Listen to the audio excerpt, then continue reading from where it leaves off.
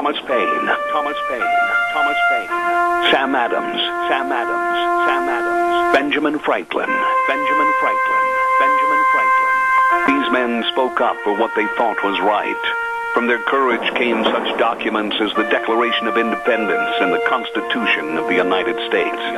From their willingness to speak what was sometimes unpopular but right, we enjoy such liberties as freedom of speech, the right to keep and bear arms, and freedom of religion. There are those who still wish to oppress our freedoms, and there are still patriots willing to stand up and defend life, liberty, and the pursuit of happiness. Men like Zeb Bell, who honor our founding fathers and what they stood for. It's now time for Zeb at the ranch, speaking up and defending your freedoms.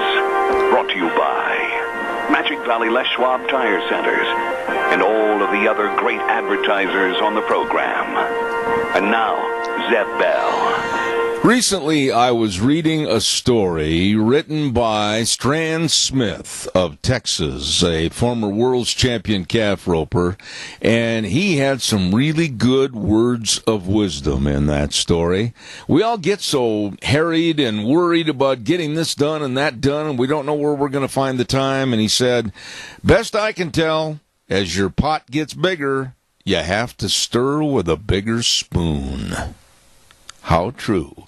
Good morning, everybody. Here comes Kate Smith, and God bless America, followed by a patriot with our Pledge of Allegiance. Call in, call in.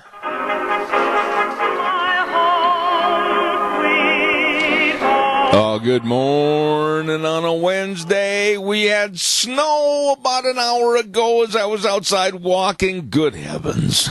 Good morning, Zeb at the Ranch. I'm Zeb Bell with our major sponsor, your Magic Valley Les Schwab Tire Centers, all 7 locations serving you, and some of our great advertisers, including Western Waste Services, always at your disposal. Call, get on the route service, 734-6969. And right now, without further ado, our Pledge of Allegiance. Good morning. Well, good morning, sir. You? Well, Wills felt like he wanted to do the pledge this morning. All right, well, tell Wheels to go ahead.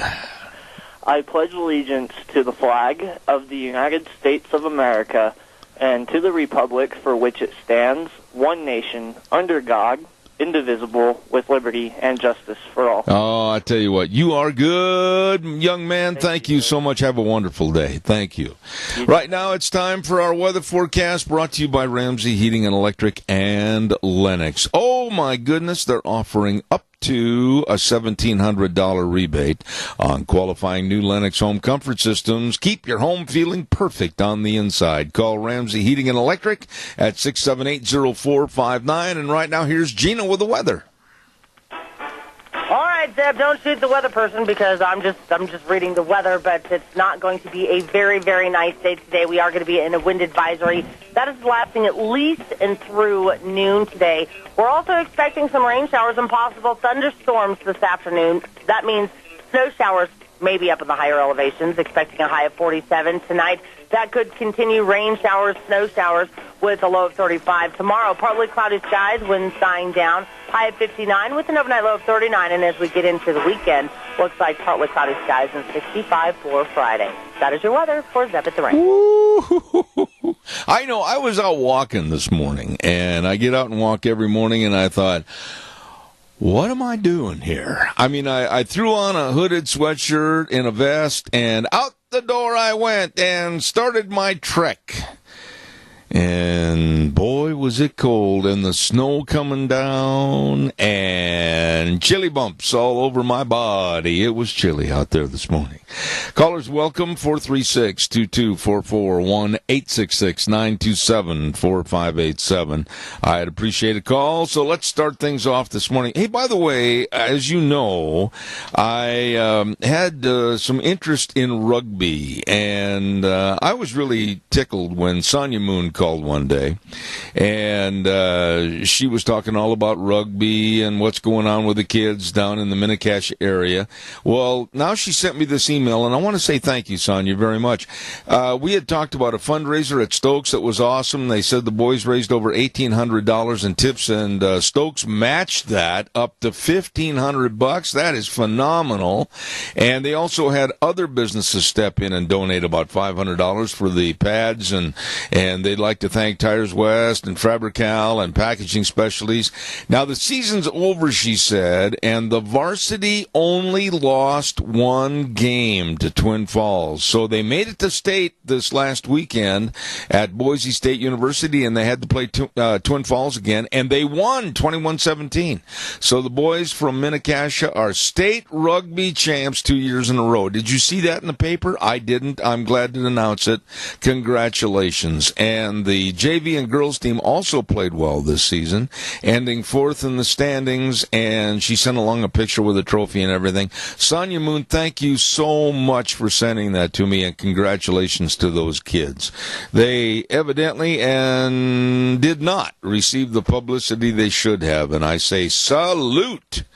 Congratulations. Way to go. Ramsey Heating and Electric at 2600 Overland Avenue in Burley. Oh, they open the doors at 7:30 in the morning till 5 Monday through Friday. Oh, they've got all your heating, cooling, and electrical needs. You know, a lot of us are in the middle of a kind of standing between the lines in the road. Don't know which way to go. We're looking forward to cooling our homes, but doggone it, that heat felt good this morning.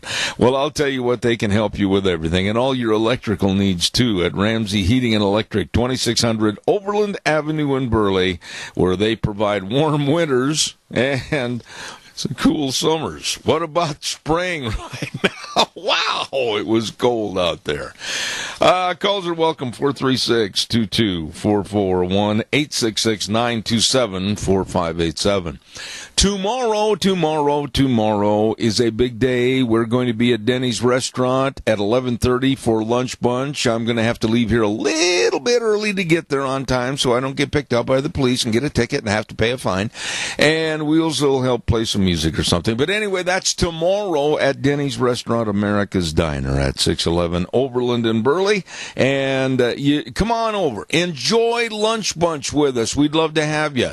And enjoy one of the great burgers, new line of burgers they've got at Denny's. Outstanding. Delicious. Along with all the breakfast menu, luncheon menu, dinner menu, and nice people at Denny's Restaurant, 611 Overland in Burley. Yep, it is America's Diner. Really nice people. Oh, boy. Let's see what else have we got here. Ladies and gentlemen, I don't know if you have and share the same opinion I do about what's going on in politics today, but the more I study the news, the more I call the people that are involved in reporting the news back east in New York City and also Washington, D.C. Caller, I'll be right there. Just give me a second. And I am convinced. And you might say, well, you're just a right-wing supporter. Well, I am. But I try to be honest and fair on every story. But I honestly am going to tell you this until I'm proven wrong, that I see nothing but a concentrated effort of diminishment and destroying of this Trump administration, and the left has the wheels under the train right now, and they're rolling. They are doing everything they can to stop government. They are doing everything they can to stop betterment for you and I. And I use this word very sparingly, but I've developed a complete hatred for what's going on in this country right now. Caller, good morning. You're on the air. Morning. How are you this morning? I am peachy cold. Go ahead. Okay. I just want to mention something about yesterday. There was an election for the school board. Yes. And here is my comments. I don't know the results of it. I know some of the people were running, and there was a lot of quality people. But why in the world do they want that job? That is the most thankless position you could ever run for. It pays nothing and delivers you a lot of guff. Well, I mean a lot, because they're always short of money, and the patrons out there are not happy, so they take it out on you, and you're just trying to do your job. Well, I say is kudos to them who have the courage to do it, and we pray that they'll do a good job. Well, I agree with everything you said, and I am not going to take sides. I refuse to say congratulations to this person and condolences to the other. I just want to say to all of them, great job. Some people might say, well, you're walking in the middle of the road, Zeb. No, I'm not. I've got a lot of respect for the past people that have held that position, and I've got a lot of respect for the ones that were winners and are new to the position and the new seat. I am not going to say anything that's going to be derogatory towards anybody for the past and their work or the future and the prospective job that they have to do. I absolutely agree with you. It's a thankless job, but I say thank God people are willing to get involved and do it. Well, the good thing about being in the middle of the road is... Speak up, Keith. Don't hold the phone so far away. Side or the other. I couldn't hear you because it was real low. Go ahead. Well, okay. Anyway, I wish the best for those who won, and I would like K-Bar to kind of let us know who won these. Well, I can tell you right now. Hold on a second, Keith. Hold on a second. In the paper this morning, early this morning, voters in Cassia County changed, and they elected Darren Moon and challenged Linda Peterson. And it looks like Darren Moon won that race. And then also it looks like Mr. Thompson in Zone 4 won. And so those are the results as I have them here in front of me. But again, I'm not going to say one way or the other. I'm going to say thank you to the ones that were in that position, and congratulations to the ones that won new positions, and also thank you for all the work that they have done and the work that they have to do. Well, I happen to know both of those candidates quite well, and I think they will do a wonderful job, and they'll do the best they can with the resources they are given. I agree. Thank you so much for your call. See you tomorrow at Lunch Bunch. Thank you very much. You better all believe right. it. Thank you. Bye. I want to caution all the callers that call in. Don't lower your voice and just barely whisper, because it's so hard for Wheels over at the station to ride the gain and make sure that you're up at the same level I am. And so speak up. Speak up when you make your calls. Please, I ask you to do that. Barry Equipment and Rental. Oh, my goodness sakes. Barry Equipment and Rental, sales, service, and parts. Jerome, Twin Falls, and 159 West Highway 30 in Burley. They do have all the equipment to get the job done right. Whether you want to lease equipment, yep, they got them. Whether you want to buy equipment, okie dokie. Or, whatever you want to do, you stop in and visit with these guys, because I'm telling you, they've got all the equipment. And they've even got a big sandbox out behind to teach you how to run it. That's right. And, oh, my goodness, they've got the Walker lawnmower. 0% interest for 48 months. Mow like the pros mow. There you go. Stop in today at Barry Equipment and Rental. South Lincoln and Jerome. Addison Avenue West in Twin Falls, and 159 West Highway 30 in Burley. Barry Equipment and Rental. And for those of us that are suffering from some aches and pains and getting over some surgery, or maybe had an accident, broken bones, whatever, and you need some help getting back to being you, there is only one place. There's only one place that I recommend. I highly recommend Burley Physical Therapy and Rehabilitation. They are so careful. They are so cautious. They are so knowledgeable about the exercises that are going to help you, like I said, get back to being you. Burley Physical Therapy and Rehabilitation, 1263 Bennett Avenue, Suite 2 in Burley. Make an appointment today. Tell them Zeb sent you at 678-1191. 678-1191. Burley Physical Therapy and Rehabilitation. Caller, good morning. You're on the air. Good morning, Zeb. Yesterday, right at the end of the program, you're talking about that school that wants to change their mascot from Rebel to something else. So I got in the good old dictionary and looked up the word Rebel, and I think most of our liberals are rebels, because this is what it says. As a noun, a person who refuses allegiance to, resists, or rises in arms against the government or ruler of his or her country. Number two, a person who resists any authority, control, or tradition. And as an adjective, it's a rebellious, defiant, or of, or relating to rebels. And as a verb, it's to reject, resist, or rise in arms against one's government or ruler, to resist or rise against some authority, control, or tradition, or three, to show or feel utter repugnance. Now, doesn't that sound like a liberal to you? It does, but let me ask you a question. When you hear these mascots, whether it's the Rebels or whether it's the Atlanta Braves or whether it is the Kansas City Chiefs or whether it is the Los Angeles Rams or whatever, how much credence and worry and strife does a mascot name cause you and your life? None. There you go. Well, when I went to school in Colorado, and we were in junior high, we were the Pirates, and in high school, we were the Devils. And, I didn't turn out to be either one of them. There you go. That's my point, too. And I can tell you this, and I've related this story in the past, and I just want to share it with you again. I went to Fort Atkinson High School in Wisconsin. The first 2 years I was in high school, the school had long been known as the Fort Atkinson Cardinals. Oh, whoop-de-doo, what a great fighting mascot a cardinal bird was.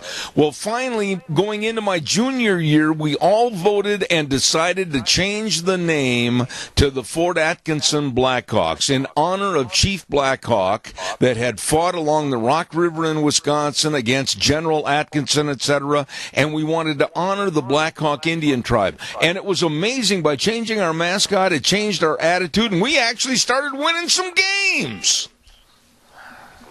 Yeah, and I can't remember what our rival school in Colorado, I forgot what their mascot was, but I don't think they were Devils or Pirates. I know they weren't. I can't remember. I remember the colors, and they were state champions all the time. There you go. Well, yeah, and if people would research the history behind something, maybe they would be a little smarter. Yeah. I just think that we're trying to be so politically correct. We're trying to whitewash everything in society for fear we might offend somebody. And I can tell you right now, dear caller, I don't care if I offend anybody on this program because I'm not going to change my ways. Well, we need you, because without you, we'd be steamrolled over. Yeah. I appreciate you. Thank you so much, and you have a nice warm day. Thank you very All much. right. God bless. Thank you. Thank you very much. Wheels, we got to watch that gain a little bit. We're getting a lot of feedback there, so if you would, please. And right now I want to talk to you a little bit about Ag Express. They're looking for drivers. That's right. And I'll tell you what, they've got great benefit programs. They've got great vacation schedules, and you're using new and maintained equipment. You're home every night. Holy cow, what are you waiting for? Looking for a job? Well, they're offering a good one at Ag Express. Call Dale and Paul, 438-8886. Allen in Twin Falls, 731-2495. Russ in Burley at 431-7175. Ag Express is looking for drivers. Ag Express is looking for you. All right. Going back to the initial start of our conversation this morning, the left Democrats are spitting the bit and racing over cliffs. I honestly believe this. I think they're absolutely just going to run like lemmings and fall over the cliff into the abyss below, and I hope it happens, because they are absolutely turning our political landscape and the security of our nation into a puddle of mud. There hasn't been any work done for us, the American public, that really needs to be done whether it's a new budget or whether it's a new health care program or whether it's trying to figure out how better we can protect and serve our country with better security. Because the Democrats are throwing all the mud on the wall to see what sticks. Fabricated false stories and distorted stories are the norm every day, and these wretched beings are trying to perpetrate this and elongate this, and the reason is so obvious. The reason the Democrats are doing this is because they want to absolutely tear apart the Trump administration so they can say at the midterm elections next year, he hadn't done a doggone thing. We can't keep those Republicans in office. We got to get rid of them. Look, they haven't done a thing. All they're doing is distorting the facts, and they're absolutely disrupting progress for you and me. Now, this morning, another story, hit job, comes out from the New York Times and also the Washington Post. They claim they heard, these are key words here, they heard a memo being read to them over the phone that says Trump asked Comey to go easy on Michael Flynn. You know, I'm thinking back to the Obama administration and also to the Clinton administration and all the things that were never leaked that eventually came out and showed and proved there's a lot of dastardly deeds going on inside the Oval Office. Where's the memo? That would be my first question this morning. I don't want some clown looking for a circus to read me a memo that he or she or someone else might have written and call the New York Times or any newspaper and say, well, here's the memo, blah, blah, blah, blah, blah. This is the facts. Take it and print it. And then they do. I want to see the memo. I want to see the headlines on the memo. I want to see everything as to how it correlates with the Oval Office. Until you have visual proof and hands-on proof, why do these news stories get away with something that absolutely is a smear campaign? Maybe you think I'm wrong. I don't know. Call me, 436-2244, 1-866-927-4587. I want to talk about the mayor of Minneapolis in just a moment and how she absolutely is caving to diversity against Christians. Hold on. We want to say thank you very much to the lovely Dr. Christine Pickup, Doctor of Audiology at Mount Harrison Audiology and Hearing Aids, and she is going to have another dinner meeting at the Minnecasia Chamber of Commerce for lunch tomorrow. If you haven't called in and RSVP'd, I would suggest you do it like right now. 312-0957, 312-0957. This is another hearing seminar, and I understand the first one was absolutely so successful, that's why they're having this again tomorrow. Number to call, 312-0957, Mount Harrison Audiology and Hearing Aids. You give her a call right now today. By the way, quickly, I want to remind you, too, about Sophie's Chatterbox. Every Monday, we give away a dozen cookies to Sophie's Chatterbox, 530 East Street in Rupert, right on the square. All you have to do, first-time winners only, is answer the question, and you get a free dozen cookies from their great, delicious bakery at Sophie's Chatterbox in Rupert. Thank you very much. Caller, you're on the air. Deb, it's Earl. I'm sitting here kind of froze to the west side of a cedar pole this morning. I've been thinking about this and trying to figure out how to put it in words, and you might be able to help me, but let me try to spit it out. Back in the 60s, we signed up for the draft. Yep. And today, we need a draft system to draft people into a workforce out there other than an immigration plan bringing others in to do work that we're not willing to do for some darn reason. Mm-hmm. And we've got to get the people off this feed trough and back to work. And right down to whether it's picking grapes or strawberries or or swatting flies, we need to force people back into the workforce. You know, Earl, I really appreciate the way you said it, and I don't know why you had to sit and think about it, because you were very eloquent in the way it came across. I agree with you. I have said for a long time that there needs to be a file-by-file reading of every case that's on welfare, and if they deserve the help and the public assistance, fine. I want to see those people continue to be helped. However, we have many, many leeches on our welfare system, and we need to weed out the bad ones and make sure that they get a notice. Okay, boys and girls, you're only going to get 2 more weeks. You better go find a job because life is tough. The Department of Ag is always saying, well, we can't find anybody to work for us. Well, let's put these people to work. I agree. In the 60s, we were put in front of a gun. And all we're asking for now is have them put in front of a job to do, whether it's in agriculture or anywhere. Yeah, and there are those on the liberal loony left that'll say, oh, by forcing people to work, why, that's cruel and inhuman punishment. Baloney. It's my tax dollars and your tax dollars that are allowing them to go to the store, get bonbons, go home, turn on the TV, and sit there and do nothing while you and I work. And I want to see an evaluation of these people, and if they are able to work, then they dang sure better start early in the morning and work till the afternoon.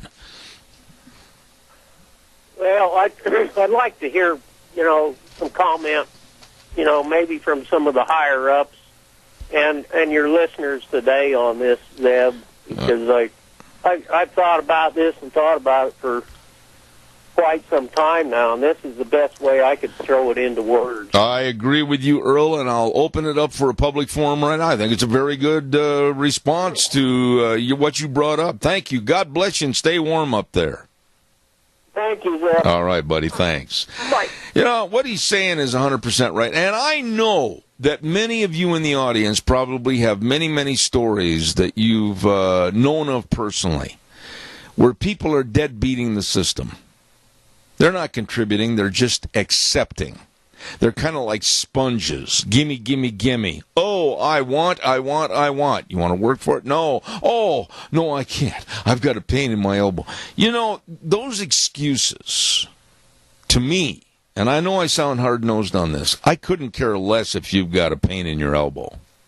I've got a pain from my neck down from every bone that's been broken twice. That's a fact. I'm working. Why aren't you? And for these people that just absolutely are finding out ways to beat the system and stay on welfare programs, it is way past time. I remember talking to some politicians over the last couple of years, whether they were national or whether they were state. And I said, we've got to go through the system. Oh, well, that's too cost ineffective. Why? What is more cost ineffective? Leaving these leeches on the welfare dole or throwing them out and saying, get to work, start paying some taxes. Calls are welcome, 436-2244, 1-866-927-4587. I've worked all my life. They can work now. Don't forget Ramsey Heating and Electric and Lennox offering up to $1,700 in rebates on qualified Lennox home comfort systems. All you have to do to find out more is call Ramsey Heating and Electric at 678-0459. And they, along with Lennox, offering you some great bargains right now on qualified Lennox home comfort systems at Ramsey Heating and Electric. All right, give me a call, 436-2244, 1-866-927-4587. While I have just a moment, caller, I'll be right with you. I also want to remind you that with Memorial Day on the horizon, just a couple of days away, K&R Rental says if you're going to be home on Memorial Day and you're going to be doing a bunch of work on your property and fixing up all the house and the buildings and everything, you may need some equipment. Well, whether it's a forklift forklift or whether it's a lawnmower, they can help at K&R Rental, 256 South, 600 west of Hayburn. And I'll tell you what, they are just wonderful people to work with, and they're open Monday through Friday, 7 to 5:30, Saturday 7 to 2. Been in business since 1979, and they've got the experience to get you the right tools and equipment for your spring projects. K&R Rental, 678-3122. Caller, good morning. You're on the air. Morning. You know, talking about working, we see a lot of young people who get in trouble because they don't have anything to do. And I think that is a symptom of we need to have a job. Because, you know, kids like to have responsibility. Sometimes they don't appear to want to. But you know what? If they have a little cash in their pocket, then they want to be responsible for spending it on what they want it for. And if we kind of raise our children to realize that a job and what you want in the future are two things that you ought to be working for harder than anything else. And if it's in your education to make it happen, that's even a better motivator. I can't even imagine not having a work. I can't. I think it's more a part of who we are than almost anything else. Well, you know, Chris, I don't know. I know you over the radio, and we've had a chance to visit in person on occasion, but I don't really know your life history, nor I don't think you know all of mine. But I do know that you're a very hardworking person. You're a very diligent person. You're a very passionate person about your beliefs and what you think should happen. I am also. And I am sick and tired of my working and my paying my taxes and me paying my bills and then knowing that a percentage of the money that I've worked hard for is going to help, in many cases, not all, deadbeats stay at home and not do a doggone thing. I don't like that. I don't want it anymore. Well, you know, the term deadbeat, how can they feel about themselves? It is just, I think that what you do and what you accomplish makes you who you are. But there, though, Chris... And lots of times it's reflected in work. But there again, stop for a minute, and I'll maintain this, and if somebody wants to chew on me, just pick up the phone and dial. I think it goes back to our education system. We have not instilled the proper attitude in our education system that there are all kinds of opportunities out there in this world. You can succeed if you try. You can succeed if you study for something. I don't care if you want to be an electrician. I don't care if you want to be a lawyer. I don't care if you want to be a plumber. I don't care if you want to be a pro baseball player. Nobody's going to hand it to you. You got to work for it. You are right. And when they called the current education curriculum Common Core, that makes everybody too common. We want to be exceptional. Well, you know, I know there's people out there that only hear what they want to hear, Chris, and there are people in the audience right now, whether it's here or whether it's nationwide on my internet service, zebbell.com, that are probably just grabbing hold of the steering wheel, wishing it was my neck, trying to choke me, but the facts are the facts. Not all people that receive help are deadbeats. I've said that, I'll say it again. But you know what, Chris, you know as well as I do, there is a large percentage that are on the dole that won't work, they don't want to work, they just want to keep scamming the system. Those are the ones I want to see standing outside in the cold going, holy cow, what happened to me? Well, also in the United States of America, we take care of our own, and that maybe has gotten overused, but I kind of suspect we need to get some leaders in our country who think like you do. Well, God bless you, and thanks for your call. I appreciate it. And please, like I've told everybody else this morning, stay warm. Oh, yeah. Okay. That was disgusting. Thanks, Chris.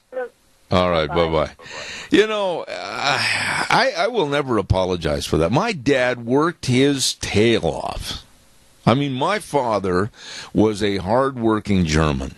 His father, my grandfather, was a hard-working German. On my mom's side, the same way. They didn't ask for anything. They didn't expect or depend on anything. And when they got sick or were injured, they came back, they worked twice as hard. And I know there's people listening right now this morning, right now, that are saying, oh, how dare you criticize us? Why, we need help, blah, blah, blah, blah. You know, there's so many stories I could relate to you with the work that Deanna and I have done through my program to try to assist other people in the community. And you would be shocked to know some of the raw facts of their stories of need. Some absolutely need more help than we can ever provide them. And some are nothing more than sneering leeches, too lazy to work and provide for themselves.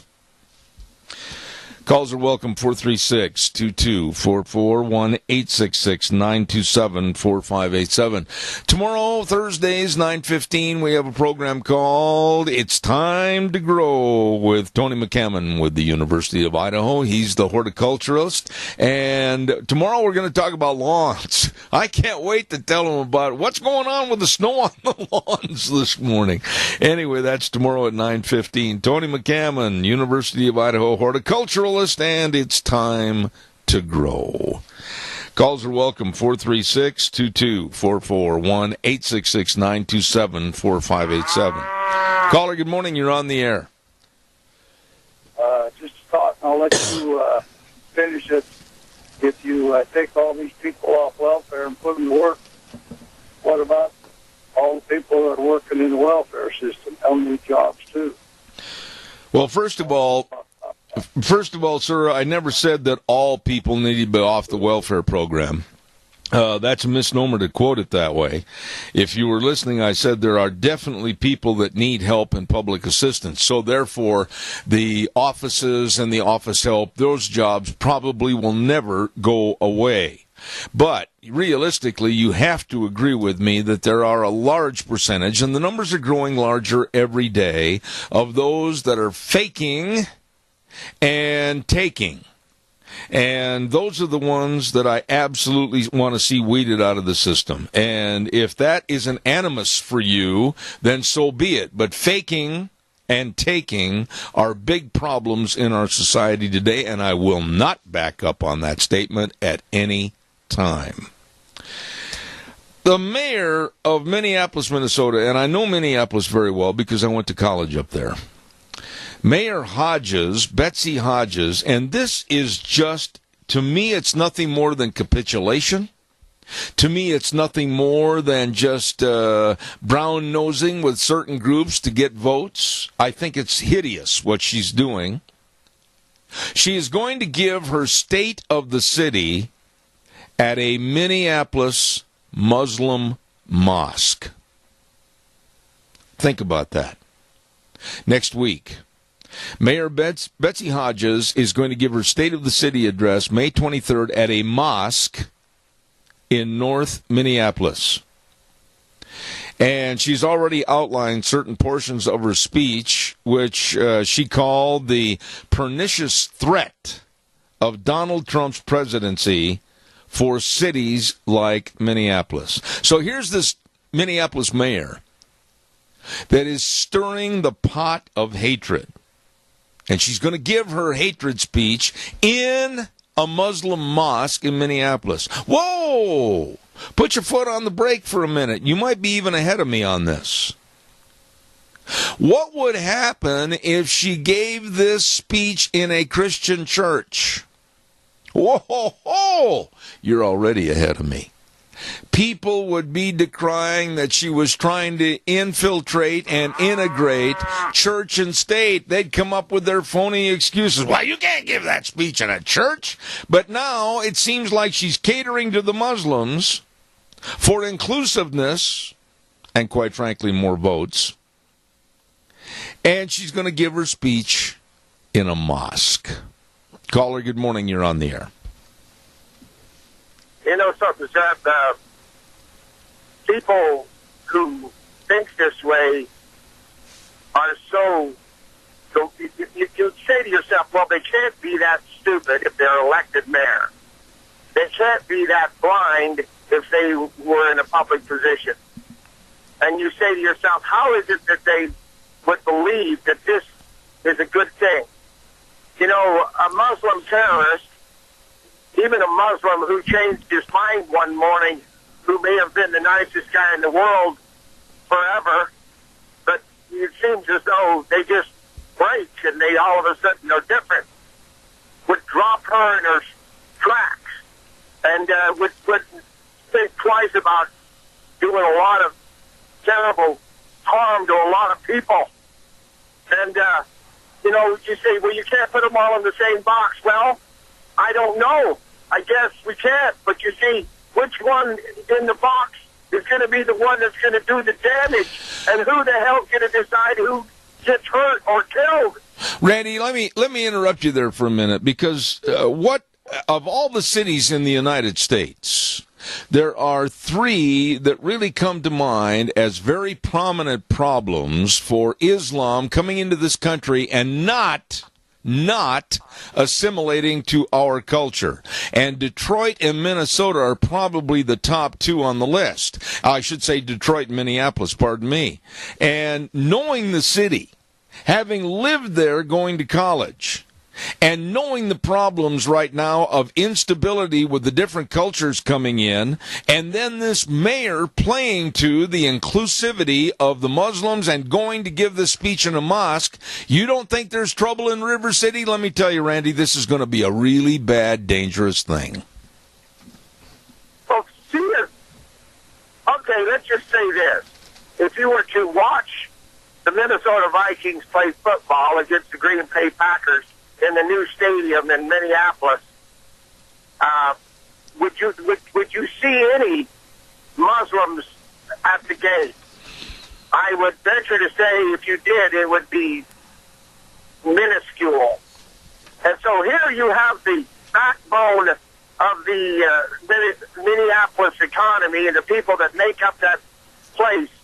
And you see, she's catering to something that doesn't even have the slightest percentage of effect other than maybe dangerous to that city. Yeah, and but you say, how in the hell does somebody elect this, whatever she is, to office? Well, listen, whoa, stop for a minute. I think a point of contention right here that everybody is overlooking, and I want to get your short comment on this because I got to get a weather forecast in here, is that if she's coming out in advance of her speech and she's going to be calling Donald Trump and his presidency a pernicious threat against cities like Minneapolis, and then she's going to give her speech at a mosque, isn't she absolutely lighting the firecracker for more violence and more mayhem in this country? Certainly. See, when we enable them, they eventually will take you. In other words, the enabler will be taken down eventually, too, because ultimately, she's still an infidel. I don't care what you say. If you think about it, she's an infidel. I learned something about the Muslim religion over the weekend that I'm not going to get into, but I'm telling you, it is frightening. Well, all I'm going to say this morning, my dear friend, is that with people like Mayor Hodges just basically capitulating common sense and advocating that she give a speech in a mosque and then denigrate the president, I have not much use for Mayor Betsy Hodges. God bless you. I got to do the weather, buddy. Thank you so much. Bye. Thank you. Weather forecast brought to you by Riverview Urgent Care Center and Medical Center at 382 North Overland in Burley. Oh, nice people. Twin Falls Urgent Care, 2392 Addison Avenue East in Twin, and Jerome Urgent Care, 133 West Avenue A in Jerome. Minor emergencies, you know, a sprain, a cut, an abrasion, or maybe you hurt something, you got to have it checked out. Minor emergencies, major care. The doctor will see you now, not in 4 or 5 days. So, hey, be sure and stop in and see them today today. All the urgent cares, Kyle James and the crew serving you. Here's Gina with the weather. All right, Deb, don't shoot the weather person because I'm just reading the weather, but it's not going to be a very, very nice day today. We are going to be in a wind advisory. That is lasting at least and through noon today. We're also expecting some rain showers and possible thunderstorms this afternoon. That means snow showers maybe up in the higher elevations, expecting a high of 47 tonight. That could continue rain showers, snow showers with a low of 35. Tomorrow, partly cloudy skies, winds dying down, high of 59 with an overnight low of 39. And as we get into the weekend, looks like partly cloudy skies and 65 for Friday. That is your weather for Zeb at the Ranch. Thank you, Gina. And the weather brought to you by the Urgent Cares. Riverview Urgent Care in Burley, Twin Falls Urgent Care in Twin Falls, Jerome Urgent Care in Jerome. And it's true. They really are helping you open 7 days a week. Minor emergencies, major care. Calls are welcome, 436-2244, 1-866-927-4587. Give me a call. Oh, real quick, I want to get this story in here this morning. Jennifer Rubin, she writes for the Washington Post, and I have read her ramblings and her absolute destitute of any common sense thought in the Times News. They're carrying her op-eds every week, Jennifer Rubin. And it's a bunch of gibberish. Well, recently this Wonder Woman criticized Senator Marco Rubio for using Bible verses. And she said that Rubio had lost his mind. See? And don't anybody tell me that there's not an attack on Christianity. Caller, good morning. You're on the air. Yes, good morning, Zed. I want you to I want to apologize, Tony. These foreigners who are pouring into our country, yeah, giving free birthing and all the goodies, they'll overpopulate this country. They'll take over our city council. That's right. Our commissioners. That's right. Our legal system. That's and their goal. Everything else. That's People their goal. Don't realize the danger that we're in by these people that are pouring in and want to take us over. And it will happen if we're not careful. I couldn't agree more. And for those that are naive enough not to think that this is a concentrated effort, I pity your stupidity. I absolutely agree with you, Tony. And by the way, Tony and Mary, I know Mary's listening. I owe you an apology because I was absolutely spanked verbally by my wife for forgetting to call you, so I apologize. No, listen, I understood that because if the weather's good, you already had some pre-plans for the weekend. That is true, but that's true, but no excuse. If plans don't work out, then we've got a plan for you on Sunday. All right. Well, listen, I'll tell you something. That's no excuse to forget to call. And believe me, my lovely bride of 45 years let me know, and I humbly say I'm sorry. Zeb, we don't look at things that way. Okay. So don't take it to heart. All right. I had to apologize. She's standing over me with a baseball bat. I'm kidding. I'm kidding, Deanne. All right. Girls, and I don't know, they just got the old country spirit. They're full of life. Now, Tony, that was one nice way of saying that our lives are in danger. Thank you very much. In my house, yes. Okay. God bless you, man. Thanks. Oh, nice people right there. Tony and Mary, none better. None better. Hey, go where you're going. Get where you're going this summer and drive safely on tires that you can trust from your Magic Valley Les Schwab Tire Centers, where doing the right thing matters. Oh, they've got all your tires for your pickup and your SUV and your cars. And ask them about a free pre-trip safety check. I'm getting good at saying that. Free pre-trip safety check. And they'll give a visual inspection of tires and the wheel alignment for tire wear, front end components, brake components, shocks and struts, battery. I mean, they really want to make sure you have a good trip and not worry about anything. So stop in and see them today. All 7 locations serving you. Lane and Rupert, Dave on Blue Lakes and Twin, Mike and Buell, Mike and Jerome, the Twist family in Paul, Daniel on Poline in Twin Falls, and Randy on Overland in Burley. The best. Your Magic Valley Les Schwab Tire Centers. Let me see what else have I got here real quick. Yesterday after the program, I just want to say that we had one of the nicest visits with J.R. Strunk and George Mass and Senator Kelly Anthon. I'm going to say this, and for all the people that think I'm being picky and choosing my sides, yeah, I am. I don't care. I think Senator Kelly Anthon, absolutely a home run for the state Senate, and he's knowledgeable, personable, and along with George and JR yesterday, I really enjoyed that segment. Thank you for being here.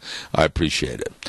We are going to have lunch bunch tomorrow. Don't forget that at Denny's Restaurant, America's Diner. And our thanks go out to the following. We want to thank Smith's Food. We want to thank Hanson Mortuary. We want to thank Walmart. We want to thank Stokes for all they do. And we want to thank Denny's. My goodness, for our gift certificate. It's going to be a lot of fun. Starts at 11:30 tomorrow. Please, if you've never been there, be there. We'd love to have you at Lunch Bunch at Denny's. It's just a great big old gathering of friendly people. And that's tomorrow at Denny's Restaurant, America's Diner in Burley. Okay. We're going to clear everything out of here for a few minutes and come back with Indianapolis, Indiana businessman Dave Bego. And then at 9:30, we're going to talk about the Relay for Life. Very important event coming up. And Debbie Critchfield is going to be on the phone with that. And then, guess who's going to be here at 10:06? The big one. Yeah, the Incredible Bulk. Kelton Hatch with the Idaho Fishing Game. All of that and more right here on Zeb at the Ranch. Wheels, take it away. I'll be back in 7.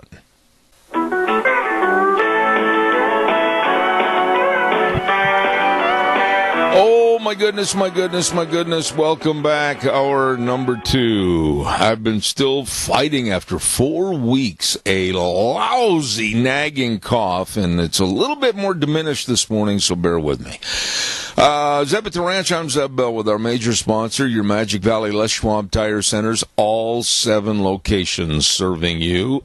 The minute I say that, then I start to cough. And, of course, some of our great advertisers like Western Waste Services. From the canyons of the Snake River and all across southern Idaho, we're always at your disposal.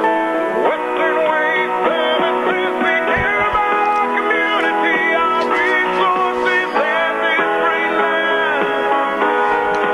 Western Waste Services is lending a hand, always at your disposal.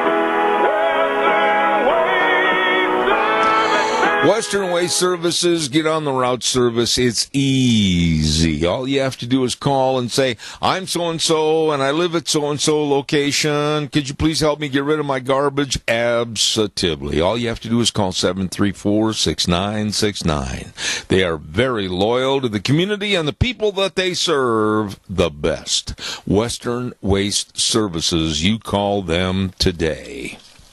Don't forget, on Mondays, of course, we always have fun with Vicky's Country Garden. And the lovely Miss Vicky on a program called Gardening for Idiots. Yeah, you're right. It's named after me.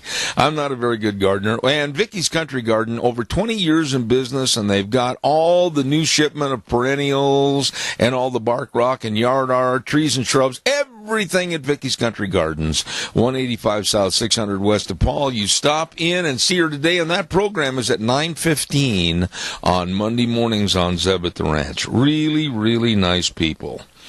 By the way, I am very concerned about your puppy dogs and your puppies. And if you have not had them vaccinated for that very highly contagious and deadly viral infection known as parvovirus, you'd better get your dogs into Ark Animal Hospital today. Call for an appointment, 750 21st Street in Hayburn. The number to call, 678-1177.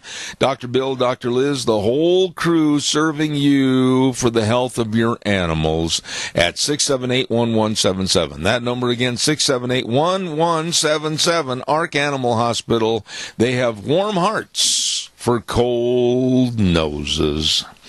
One other thing I want to mention I neglected to say something about the donors for our lunch bunch tomorrow, and I've got to get that in here because he's recuperating, and it's a dear, dear friend. Deanne really let me have it with both barrels during the news because I forgot. It was my fault. Our dear friend Doug Martin at Doug's Alternator and Starter Repair is always donating some redneck cup holders, the originals, and by golly, he does the best. And I want to say thank you to Doug, and hurry up, heal up, and get better, buddy. We miss you. One thing, too, I want to remind you about Hanson Mortuary, 710 6th Street in Rupert. Joel Heward, his staff, and his family, all working and serving you. And they can help you with all the arrangements when there's the passing of a loved one. And always remember this. They will uphold the highest ethical standards with unquestioned integrity in working with you and your family. Please write this number down. Call them, 436-5636. That number again, 436-5636. Joel Heward and Hanson Mortuary, 710 6th Street in Rupert, and they are a family that's serving you. My buddy, I don't know about if his nose is cold this morning like the dog's, but I'll tell you what, we had snow here this morning at the old ranch, Mr. Dave Bego, back in Indianapolis, Indiana. What's going on back on the Wabash? Well, Zeb, it's clear skies here for the most part and about 80 degrees. But we do have a lot of wind. It's about 35, 40-mile-an-hour winds. I tell you what, Dave, this is really starting to bother a lot of people out here with the cold temperatures. It's affected the crops and everything. Last Saturday, it got down to about 27 degrees, and evidently somebody forgot to fill in the people that are the weather people because it's May 17th. Yeah, it's been up and down, and we've had an up and down month too, but it looks like it's starting to head towards warmer temperatures. Like I say, we last few days we've been in the mid-80s. Wow. Dave, I don't even know how to start our segment this morning. I'm just filled with animosity in regards to what's not going on in Washington, D.C.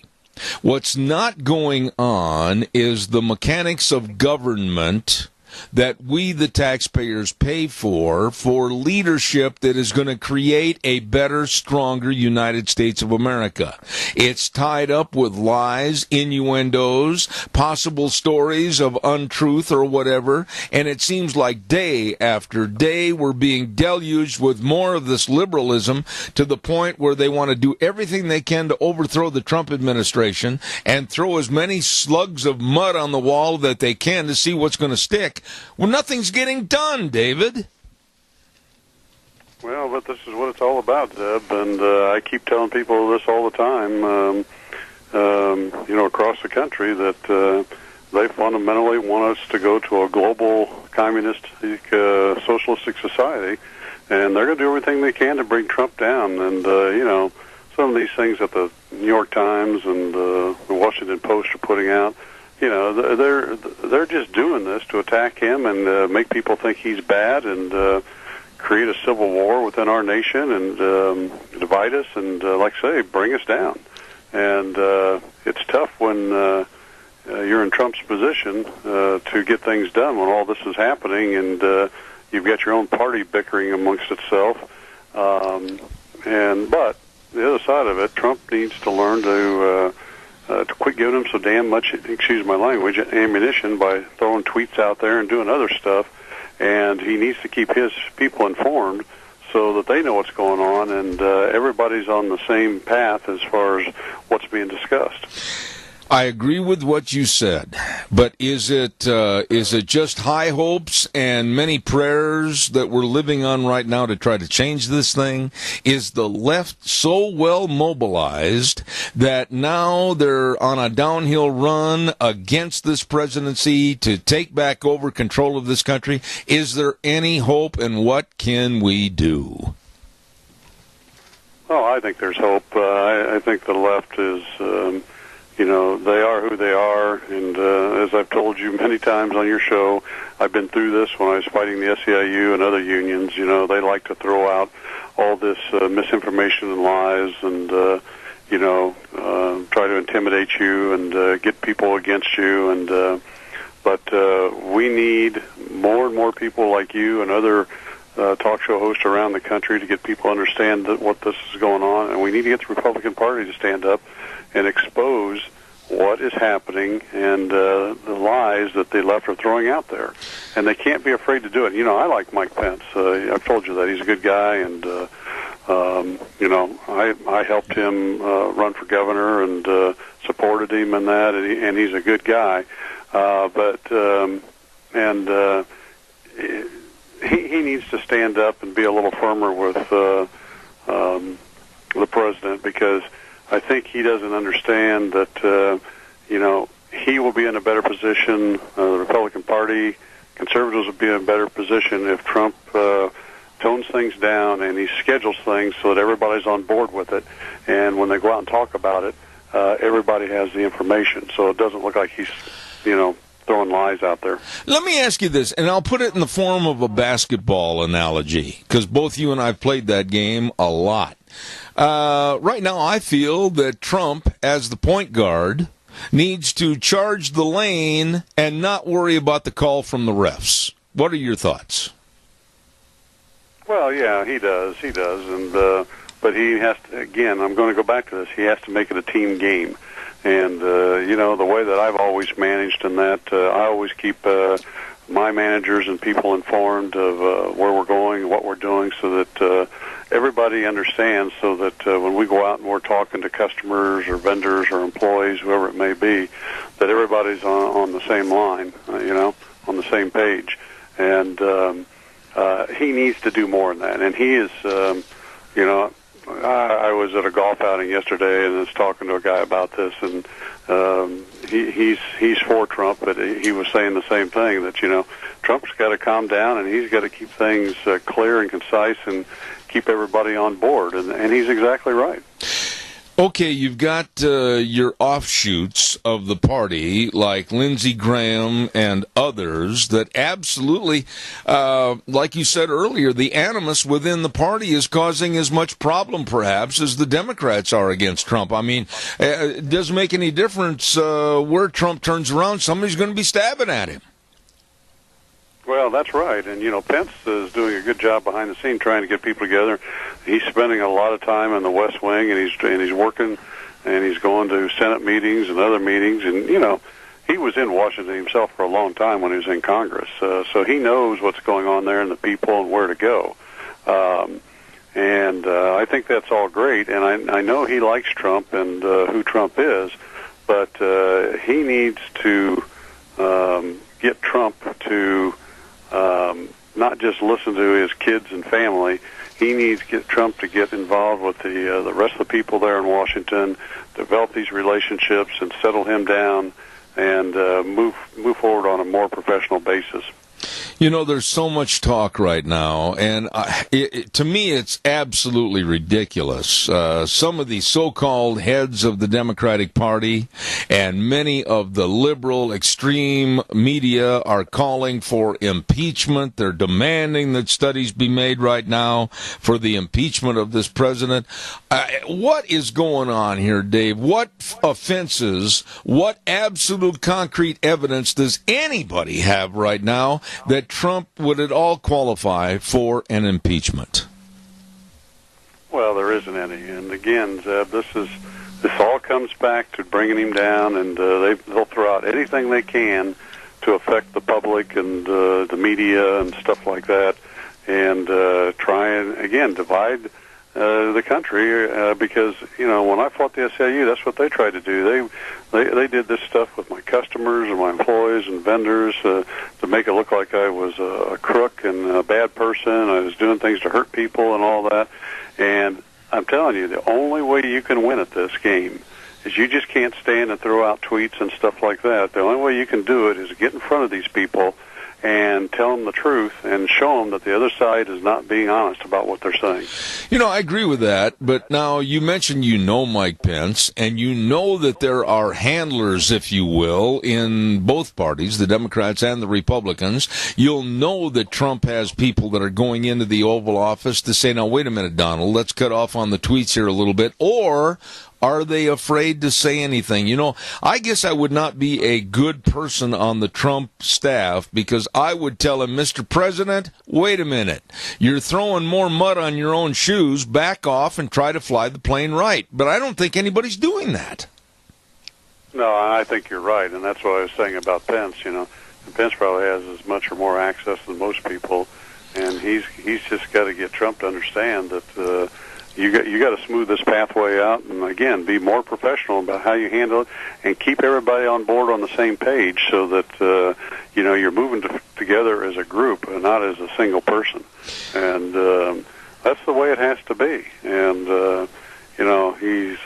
I think Trump's a good businessman. He understands what needs to be done, but he needs to become a better person in bringing everybody together.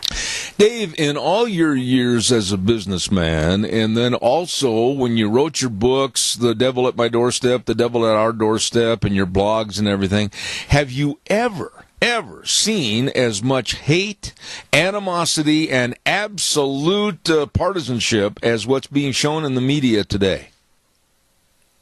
Well, no, I think this is, at the height of what we've seen, and I think it's going to get worse, Seb. I've said that before, because desperate people do desperate things, and the Democratic Party is desperate, and the unions are desperate, and because the unions membership continues to fall, and the Democrats they need the unions for the money for their campaigns and that, and so it's a vicious circle, and these groups are going to do just about anything they can do to survive. What about? I think it's going to get much uglier. What about the unions themselves? Right now, this morning, whether it's the AFL-CIO, whether it's the SEIU, whatever union, what is going on now behind closed doors? What is happening as far as, oh my goodness, we're about ready to collapse. We've got to go out and do this. We've got to cause this problem to maybe get the workers over on our side. What kind of a game plan are they using right now? Well, it's been awful quiet, but they're going out there and they're still using the same thing with the union members. The conservatives, the right, doesn't care about them, and that if you continue to keep them in power, we're going to lose jobs, wages are going to go down, benefits are going to go down, and all this kind of stuff. And when the truth is that the reason we're in the condition we are right now, with loss of jobs over the last 8 years, and wages dropping, that is because of the Democratic Party's push to make us a socialistic, communistic society where everybody's the same. And here's the thing: a lot of the union members get it, and they're tired of it. And they're tired of the union bosses. And one thing that I think Trump could do to really help is to really move forward on repealing a lot of the regulations the National Labor Relations Board's put in place over the last several years to force unionized people, and to make the unions toe the line and do things the right way based on the National Labor Relations Act. When you talk to students and perhaps give commencement addresses or speeches to various organizations, whether it's the Kiwanis or the Rotary or whatever, what's the general thought out there about the younger people getting involved in the workforce? I mean, is there still a gung-ho attitude that America is still the land of opportunity? I certainly hope the majority rules now, not in favor of these millennials that stand on street corners with their tin cups. I hope there's a lot of good young people looking for and applying for jobs. Well, I think there is, Deb. I think that there's been too much emphasis over the last 8 to 10 years that people need to go to college and all that, where really we need to go back.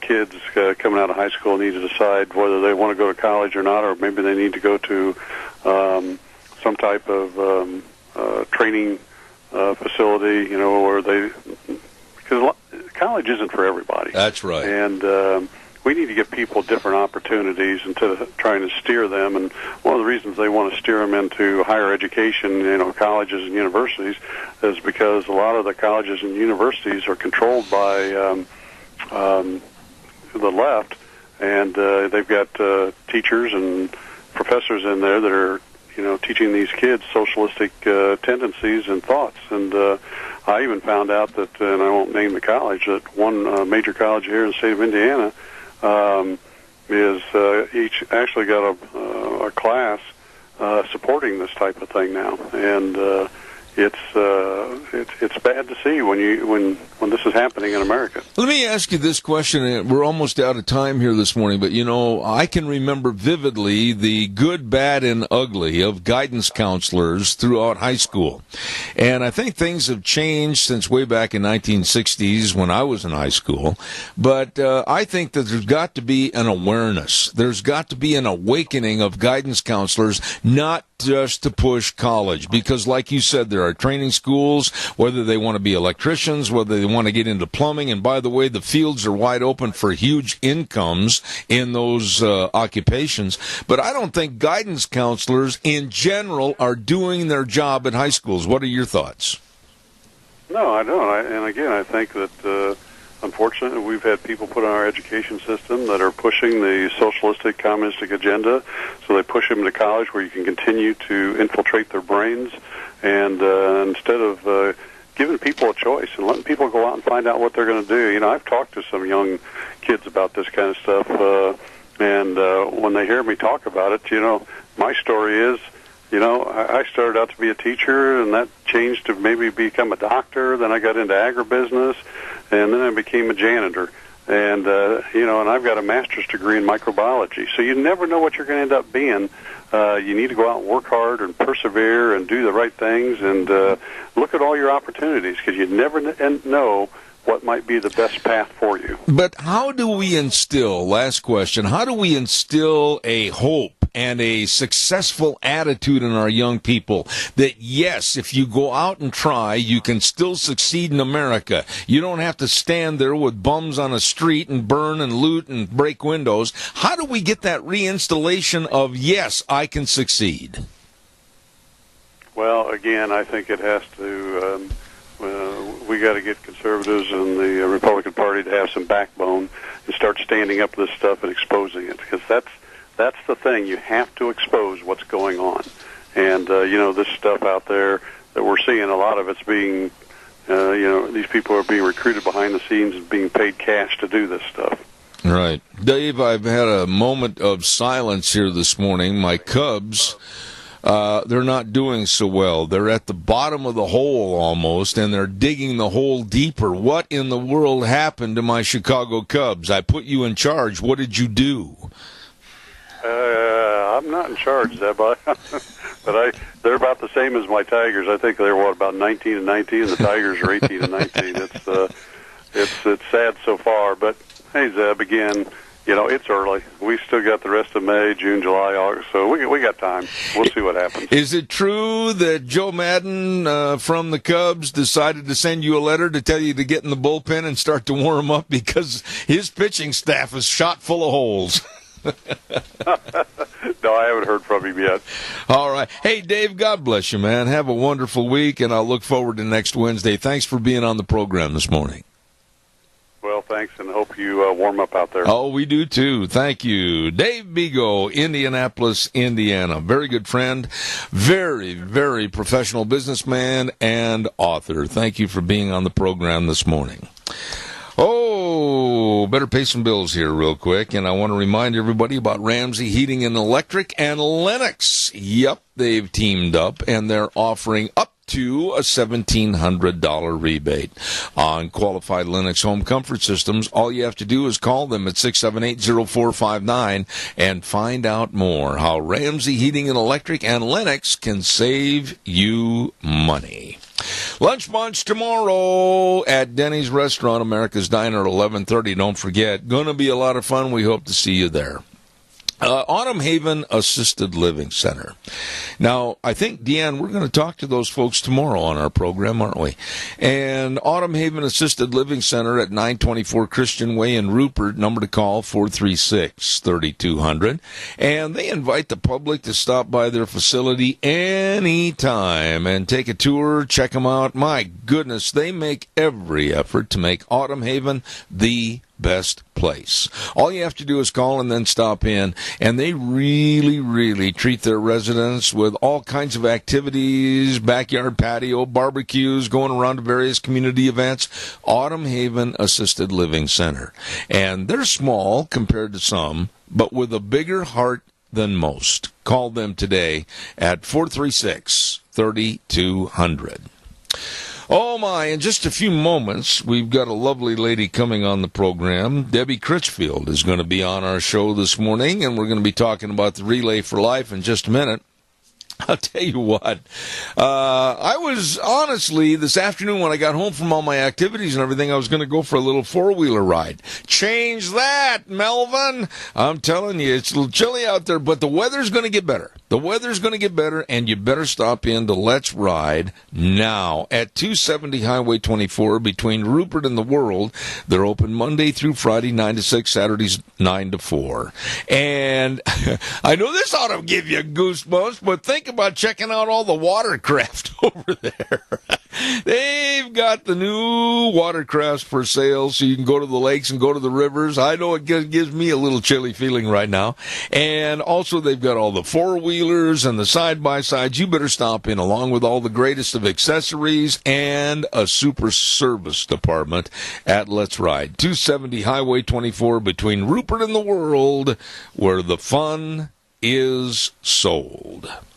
Also, while you're in that area, some nice people at Cameron and Siemens Insurance, Highway 24 in Rupert. Life insurance, health insurance, retirement planning, employee benefits. I'm telling you, these are the professionals. These are the people you need to work with. They're very devoted and dedicated to serving you. All you have to do is take the initiative to call and make an appointment, and they can and will help you. 436-4424. That number again, 436-4424, Cameron and Siemens Insurance, Highway 24 in Rupert. Let's go to the phone line, and with us on that phone line, a lovely, nice lady, Debbie Critchfield, Communications Director for the Cassia County School System, but today about a different topic. Good morning, Debbie. Good morning. Yes, I'm wearing a different hat today. Well, many hats. And by the way, if you're going to wear a hat, put a stampede string on it today. What are we going to talk about today? We'll get into summer, right? Oh my goodness, I can't wait for 85 degrees. I'm waiting for some warm weather. One of the causes that I've been involved in for the last couple of years on my radio program has been the Relay for Life. And I'm so glad to have you on the air this morning to give us and share with us all that's going to be occurring with the Relay for Life in Cassia County. So I'm going to turn it over to you right now and kind of give us the dates and some of the headlines, and then I'll ask some more questions. Wonderful. Hopefully by now folks in our community in the Mini-Cassia area equate Relay for Life with cancer in a good way. It's an opportunity for folks to get together and fundraise for a very worthy cause. I think that if we were to go and walk up to any random stranger, almost everybody in some way has been touched by cancer, whether they've had it personally, like myself, or family members, or loved ones, neighbors, etc. And the Relay for Life organization and program is a wonderful opportunity for people to have some fun, raise some money for cancer. And it's happening this year on June 10th at the Burley High School stadium, behind there, the Skaggs Stadium. And it's an opportunity, again, for 12 hours to walk around the track. The thinking is cancer never sleeps and never rests. And so at least one team member of these teams is constantly in motion. And so we're just trying to bring attention to that, encouraging people to get some teams together. We like to have about 30 teams. We've got 17 that we know of so far. You can have up to 10 people on a team. There's no cost to participate, but we are asking that each team member fundraise $100 that, again, can be turned over and used for great purposes. What time of that day, June 10th, does all this start? At 11 o'clock in the morning. So it goes from 11 a.m. until 11 p.m. on June 10th. And even if you're not participating as far as a team, if you aren't walking the track or the neighborhood or so forth, we are inviting folks to come down. There's activities, there's presentations, there's speakers. There's just a lot that's happening that day that folks could come and just be a part of what's going on. Now, I'm sure there's going to be a lot of festivity there at the Burley High School Stadium, and we want to urge folks to be a part of it. What about the folks, Debbie? If they want to be a part of it, they want to have a team, they may want to contribute, everything else, is there a number? Is there a centralized location? There is. There's a website. There's some contact information, and I know people are probably driving and listening or working and listening. And so I could send that information to you, and you've got a great newsletter that you send out that we could include in that. There are flyers around town that also have the information. Folks can get a hold of me through the school district, and I can put them in touch with the ladies that are organizing the registration and so forth. And again, if you don't want to put a team together, but you feel like, hey, that's a great cause, I'd like to donate a little money, that's always helpful. And you can come down. There's, that day, again, the public's invited. There's family-oriented activities, speakers. There's always food, and it's a great atmosphere. Debbie, my family, of course, like almost every family, has been touched by the dreaded word cancer. And I just can't imagine myself personally. I haven't experienced it in my personal lifestyle. I've had everything else happen, but the absolute looking in the mirror, and when you hear that you have cancer of a various type, the mind must really race, and the scared attitude must really prevail itself. I can speak personally and confirm that. In June of 2010, I was diagnosed with stage 3 breast cancer, and it's a life-altering moment, and it's confusing. You're overwhelmed. You're bombarded with information from doctors, and there's a lot of decisions to be made. There's a lot of fear, uncertainty, and when you have organizations and people that you can lean on, support systems available, and we live in a wonderful time as far as technology and what's known on how to treat and address cancer, it still doesn't completely take away all those feelings that you've addressed. And, cancer, it's a long process depending on the type of cancer. I can only, speak for myself, but it was a 1.5 year long process of treatments and surgeries and multiple surgeries. And you get to one milestone, and then you think, okay, in a couple months we're going to get to this next milestone, and you just kind of inch through it, and you try to keep your wits about you. And it's wonderful that there are folks out there that are willing to take their time and donate their money that can go into supporting families and to cancer research and to just helping. Debbie, do you think, and being that you are a cancer survivor, do you think there's more of the problem today with the various stages and types of cancer, or is it that we're more aware of cancer today? I think it's a little of both. I've contemplated that question myself over the years and had conversations with various doctors and my oncologist on that very thing, and I think it's a combination. I do think that there is more, but we are definitely more aware, and we're able to catch things quicker than we used to, and particularly with breast cancer, there's been a great campaign for women to do self-exams and to get mammograms and to just, be vigilant that way. And I think in general we try to promote a more healthy lifestyle. We're aware of those risk factors that make it, more of a reason that maybe you need to be careful and check those things. But that's a long answer to say. I think it's a little bit of both. Are we winning? I mean, that's kind of a short, abbreviated question, and probably doesn't explain it the way it should, but are we winning? Because there are so many different types of cancers, and we wonder about all the different promotions to try to gain money for research. Give us some rules and some stats on research and how we're doing as far as defeating this deadly disease. Well, I think in the early stages, and I'll speak specifically about breast cancer, where that's my knowledge. We're doing better than we have the early detection. The earlier you detect it, the quicker you can get through the treatments, and I know the survival rates are greater than they have been.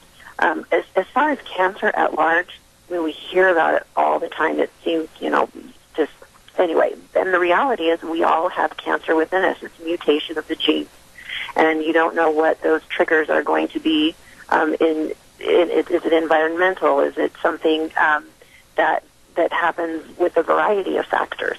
And so I think as science looks to determine the causes, well, what's causing this person's genes to mutate in a way that causes liver cancer or breast cancer or whatever, that's where a lot of the funds for research and just the attention to some of those things, I think, are helpful. I don't know that maybe we'll get to a point where you can be immunized for certain types of cancers, but it's hard to know those things, knowing that we have, genes that are constantly dividing and multiplying, and when there's a problem there, then you seek help. What about lifestyle changes? I've talked to many people about their lifestyles, whether it's their eating habits, whether it's their job, whether it's their exercise programs, whether it has something to do with the environment they live in. Do all of those things really trigger or have triggers to possibly cause an increment of cancer? That's what science says. And certainly, I don't have to have a PhD in nuclear science to know that, if you're smoking, you're putting yourself at a greater risk for lung cancer and other types of cancer. Healthier lifestyles where we're eating more fruits and vegetables, walking. That was one thing that I learned during my cancer journey, was that walking itself is a great physical exercise and has a lot of health benefits for you. You don't have to go run a marathon. You don't have to be a competitive, walker. But being physically active every day is one of those things that helps minimize. I consider myself to be a healthy person, and I got cancer, so things happen. Yeah. However, we can do things that put ourselves in a better position. What about children? It's always devastating to hear this deadly 6-letter word, cancer, for adults. But children's cancer are all the more, I think, devastating for a parent to look at a child and say that they have cancer of some sort. The research, the studies, the hospitalizations, everything that's going on, all of the monies derived from events like Relay for Life, they're going to help fight this dreaded disease, are they? Absolutely, and I think where you've addressed the children and cancer, I look at that and I just think that just seems wrong. Yeah. that children would have to deal with that, and like you say, these types of events, and I think beyond the fundraising, I think it helps raise awareness. It helps raise our level of compassion and understanding, and maybe it prompts you the next time you hear of a relative or a neighbor or coworker that's going through this medical challenge, that you seek them out, that you seek out to be a support system and a resource for them. I want to offer that if there's anything we can do other than keep mentioning about the Relay for Life for the Mini-Cassia area, going to be at the Burley High School Stadium June 10th, starting at 11:30. June 10th, right. I will do anything to help, and I urge people to get involved. Once again, why don't you give us all the particulars and also encourage people to have teams and be there to walk? Okay. So Saturday, June 10th at Burley High School from 11 a.m. to 11 p.m. is the Relay for Life for Mini-Cassia. And the theme this year is One Wish, Two Wish, You Wish, I Wish for a Cure, going off of a Dr. Seuss line. And the public's invited. to attend. There's, again, family activities, but we are encouraging folks to put together a team. Find 10 of your friends, 10 family members, 10 people that you want to hang out with for 12 hours, have some fun, generate some money for cancer research and help, and bring awareness to the community and really celebrate those that have survived. Absolutely. Debbie, besides your job as the communications officer and director for the Cache County Schools, you are very eloquent about all subjects, especially this one. I take my hat off to you and salute you and thank you for your time on the radio this morning. Thank you. We appreciate you making some time for this important subject. So I'll get some more information, and you can share with your listeners. You just send it to me, and we'll take care of it. Thank you so much. Perfect. Thank you. She is a lovely lady, and I absolutely will do all I can to help those folks with the Relay for Life, June 10th at the Burley High School Stadium, and I hope a lot of people listening will get involved. We're going to have a weather forecast right now, and it's brought to everybody by Phillips, Oaks, Goodwin, Crane, and Company CPAs. They've been providing accounting services to the Mini-Cache area for well over 50 years, along with the best tax return preparation, tax planning, and, of course, bookkeeping services, retirement planning, payroll services. They know, and they can help you, and they will. They've got 2 offices to serve you, 1710 Overland in Burley and 625th Street in Rupert. And now the weather brought to you by Phillips, Oaks, Goodwin, Crane, and Company. All right, Zeb, don't shoot the weather person because I'm just reading the weather, but it's not going to be a very, very nice day today. We are going to be in a wind advisory. That is lasting at least and through noon today. We're also expecting some rain showers and possible thunderstorms this afternoon. That means snow showers maybe up in the higher elevations, expecting a high of 47 tonight. That could continue rain showers, snow showers with a low of 35. Tomorrow, partly cloudy skies, winds dying down, high of 59 with an overnight low of 39. And as we get into the weekend, looks like partly cloudy skies and 65 for Friday. That is your weather for Zep at the Range. Brr, man, it's cold out there. Weather brought to you by Phillips, Oaks, Goodwin, Crane, and Company, CPAs. And like I said, they've been serving the Mini-Cache area for well over 50 years. And Leiden Crane, good friend of mine, fluent in Spanish and can offer any kind of services in Spanish at Phillips, Oaks, Goodwin, Crane, and Company. You be sure and get a hold of them today with offices in Burley and Rupert, and bringing you the weather. All right, I've got some free time. Give me a call, and I'd love to visit with you about any topic this morning. So give me a jingle at 436-2244, 1-866-927-4587, and we can talk about the weather. We can talk about politics. We can talk about anything you want to talk about. So give me a jingle real fast. Come on, light those phones up and get on the air. 436-2244, 1-866-927-4587. While I'm waiting for your call, this deal with Tim Allen, we commented on this story, I think it was Monday, and then again a little bit yesterday. Last Man Standing on ABC Television Network, and it has been canceled. And a lot of TV shows get canceled, but this is really kind of an oddity because it's one of the highest-ranked TV shows on television today. And because Tim Allen is a conservative, that's where the finger pointing goes, because the liberal Hollywood and the way they want to promote their liberalism, this TV show is standing in the way, and it looks like he fell like a domino just to get him out of the way. So it's kind of a sad, sad story about Tim Allen being a conservative in a land of fruits and nuts. Good morning, caller. You're on the air. Zeb, this is George Faulkner. Hello, George. You said we'd call on any subject. Yes, sir. And one I want to call on was foreign aid. My daughter spoke into her phone and said she wanted information on foreign aid, and they said we'd give a mere pittance of our budget each year, and then who we give it to, and Russia gets over $400 million from foreign aid, and Somali that's just killed one of our men and drug our men through the streets to show their hatred for America. gets over 300 million, and Sudan, where the people starving to death, gets over 300 million. It's pretty interesting what we do with our foreign aid. George, I don't know about you, but the bitterness that I have in a swamp of leeches and infested by people that absolutely do not have our interests at heart back in Washington, D.C. If I had the opportunity this afternoon, and I mean this seriously, if I had the opportunity this afternoon to go in there with a great big eraser, I would. And I would cancel the money that we send to Russia. I would cancel the money that we send to foreign countries that are absolutely nothing more than hate pools, if you will, and trying to distort the truth and send people over to harm us and kill us and try to change our way of life. I have no clue as to why we're sending our tax dollars to these absolutely worthless countries.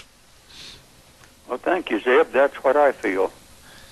But what are we going to do to change it? You, as a retired serviceman for our country, I mean, you must be extremely bitter. Like you mentioned Somalia, and you mentioned Russia, and all the news right now that is trying to distort and denigrate the United States because of Russia possible involvement, and we're sending them huge amounts of money. This is ridiculous. I find it that way. And I don't know, maybe some of our senators don't even know how much we're throwing away. Which brings to mind a question, George, and I've mentioned this many times on the air. And don't take this as an offensive statement because I think you'll agree with me. It's your fault, my fault, it's everybody's fault for not holding the feet of these politicians that supposedly represent us, hold their feet to the fire and stop being Joe Nice Guy and demand that they do the job we put them in office for. Your response? I agree 100%. I think it's time they start representing the people that elect them and work for the good of the people in the country and not for the political party and theirselves. Look at the time, George, that has been wasted. 6 months almost since this president took office on total frivolity that, honestly, I don't care anymore. I want them to get the job done for the American people. I want both sides of the aisle, the Democrats and the Republicans, to figure out how to make this country run more efficiently, more economically, and have more security. And, George, right now I think our enemies are sitting out there just laughing at us. Well, it ought to be. Because we're making fools of ourselves in government, and our House and Senate, Democrats and Republicans, should get together and work for the best of the people. You know, I'm going to put you on the spot here a little bit. What would you say today if you had a face-to-face handshake with Mike Crapo or Jim Risch or Mike Simpson or any senator or congressman, and they keep sitting there talking about, well, I've done this and I've done that. I've said on my radio program, George, I don't give a rip about what they think they've done on a personal nature. They need to form teams of power back there and get the job done. What would you say? I would say just like you do. I would tell them it's time they get on the ball and do their job and quit fooling around with politics on this party and that party and what they can get reelected on. It's time that they serve our country. Oh, there you touched on it. Have some work to do instead of going on vacation every few months or a few weeks. And another thing, they'd ought to be on the ball enough to get a budget a year ahead of time instead of the last 4 days of the week. Amen. Now, you touched on something I want to elaborate on a little bit. You said they're more concerned about getting reelected. I totally agree with you, but I am now changing, and I've changed officially on my program. I am an advocate for term limits. What are your thoughts? Yeah, I think we'd ought to have term limits, just like on our president. We'd ought to have term limits on the House and Senate. You know, they go back to Washington, and they live back there, and after many, many years, they still claim they're residents of Idaho, when actually they're residents of Virginia or Washington, and they're citizens there, and not Idaho. Amen. It's always a pleasure to talk to you, my dear friend. God bless you, and have a wonderful day, and stay warm. And God bless you, and thank you. All right, sir. Thank you. That man is one of the nicest men I've ever had the occasion to meet. I love his subtle sense of humor, and I hope sometime in the future we do have a chance to kind of sit on a riverbank someplace and do some fishing together. Nice man. Calls are welcome, 436-2244, 1-866-927-4587. I've got one more good word here, and then I'll wait for your telephone call.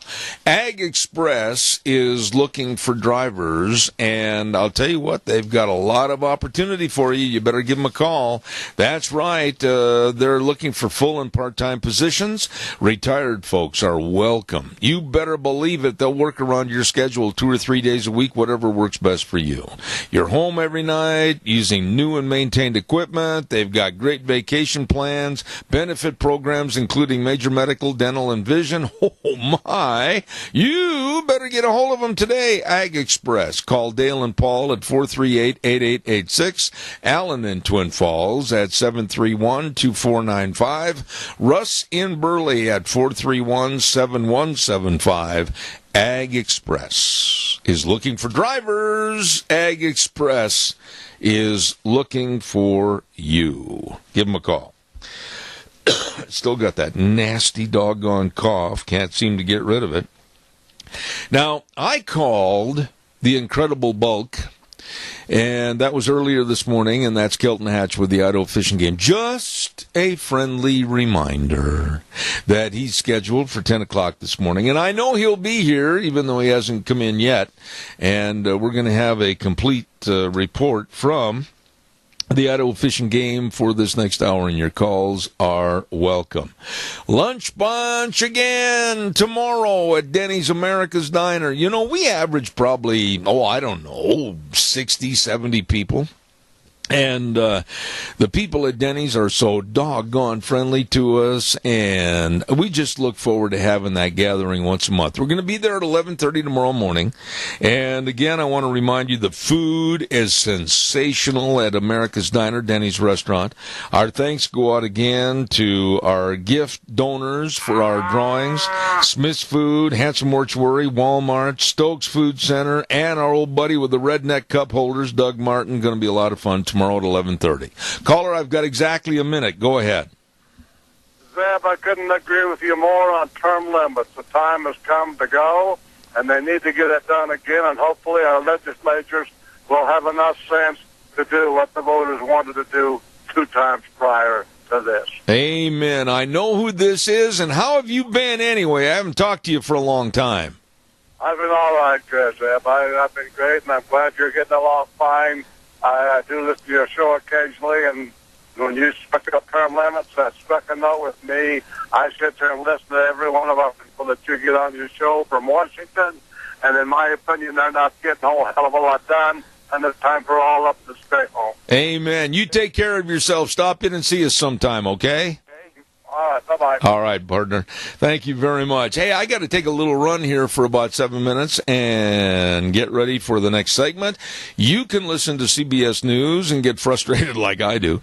And we'll be back in about 7 minutes on a cold, wintry May 17th. Woo! It's chilly outside. Put on the long handles, Martha. It's cold. We'll be back in about 7 minutes.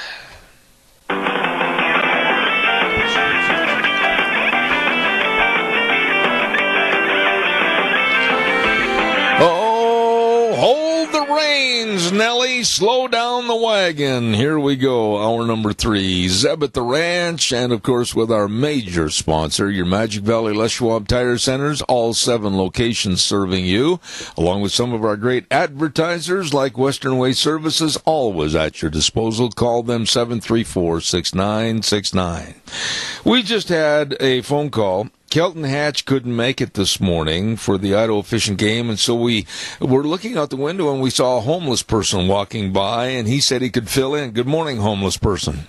Good morning. It's cold. What are you shaking for over there? Well, And get closer to that mic or move the mic closer to you. I can't hear you. You're not talking into it. I'm shivering. Well, okay. I don't blame. This is ridiculous.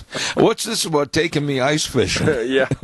Well, I don't know. It's one of those nice days that you're just glad when you've got extra work to do inside. Oh, yeah. I was driving over here, and it's like I see these poor guys. Well, I ran into Walt Freestone down there, and he's out moving water. How bad did you hurt him? I didn't hurt him. He was sitting there, and he was trying to build up the courage, he said, to walk to the top of the lateral so he could move water. He says, it's just too cold. I felt bad for him. You see these guys out moving sprinklers? I know. To me, that's got to be the worst job in the world on a day like this. Yeah, moving gated pipe, I mean, open gates isn't quite as bad, just being out in the wind. No. But those guys picking up the sprinkler pipes and moving it, that's a pretty rough gig when it gets this cold. I know. I saw Matt Stanger yesterday drive by on a four-wheeler, and he didn't have a cap on, and he was wringing wet, and you could just see the goosebumps all over him. Man, he's cold. Yeah. How are things going with the fishing game? You know, we took 365 kids fishing yesterday. How many? 365. And you're alive to tell about it? Well, I was just glad it wasn't today. Oh.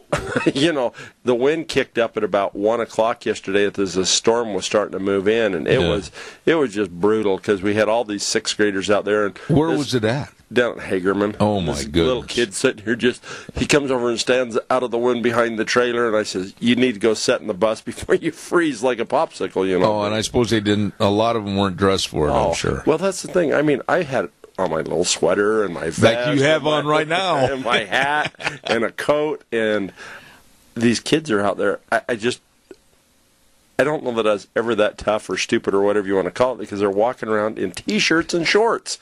And are you kidding me?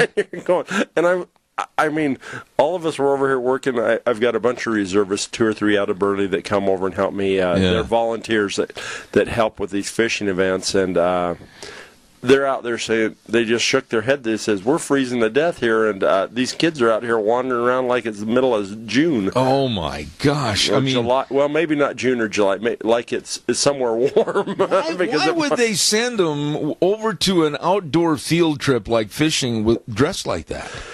I don't know whether it's the parents that are sending them or the kids are just saying, no, I don't want to take them. Oh, they left their jackets. Wow. I don't know. But we've got another big group on Friday, and so we've taken about 1,700 kids fishing in the last 2 weeks. Are they catching anything?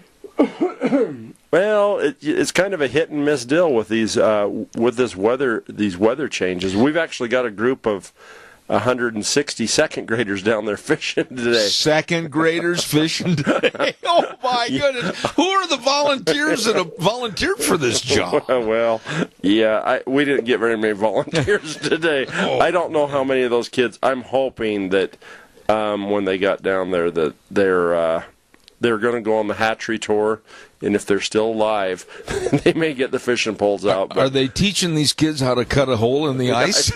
Winter survival. Hey, by the way, I love the first line on your... Quit knocking things around the microphone. You're making noise over there. I'm dallying on your little saddle. Don't, for heaven's sakes. The lakes, I love this first line. The lakes are slow and muddy. How would you know they're frozen over? Yeah. Well, slow is, I'm meaning there's nobody's catching a lot of fish. Really? Yeah. Is it like that all over the state right now? You know, they've been catching some over in Walcott, a few fish. Salmon Dam, I had one of my buddies went out to Salmon Falls Creek. I guess you've seen the spillway spilling out there. Oh, yeah. It's boiling over. Yeah. There's a picture on our Facebook page. It's Idaho Fish and Game Magic Valley Facebook. Right. There's a picture of one of the ranchers out there hauling their gooseneck back across that bridge with their big diesel, and the dam, and I'm sitting here going, the water is almost to the road, you know. Whoa. It's so high up, and you got that truck, and it's like, I just don't know that I'd be brave enough, because I think of all the pressure of that water on that dam, and then just, you know, I'm wondering, is that extra cow in there just the straw that broke the camel? No, seriously, it's the water's that high? Oh yeah, it's spilling. I mean, it's gone up to the it's just where the bridge is going across. You could fish off the bridge and get the fish back up with a net pretty close. I mean, it's probably 4 or 5 foot from the low the road is where the spill starts. And so if you haven't seen that, you ought to go on there. It's some pretty good pictures. And then Magic is just boiling right now. Yeah. The spillway has opened up. It tore out one of their access roads getting up in there.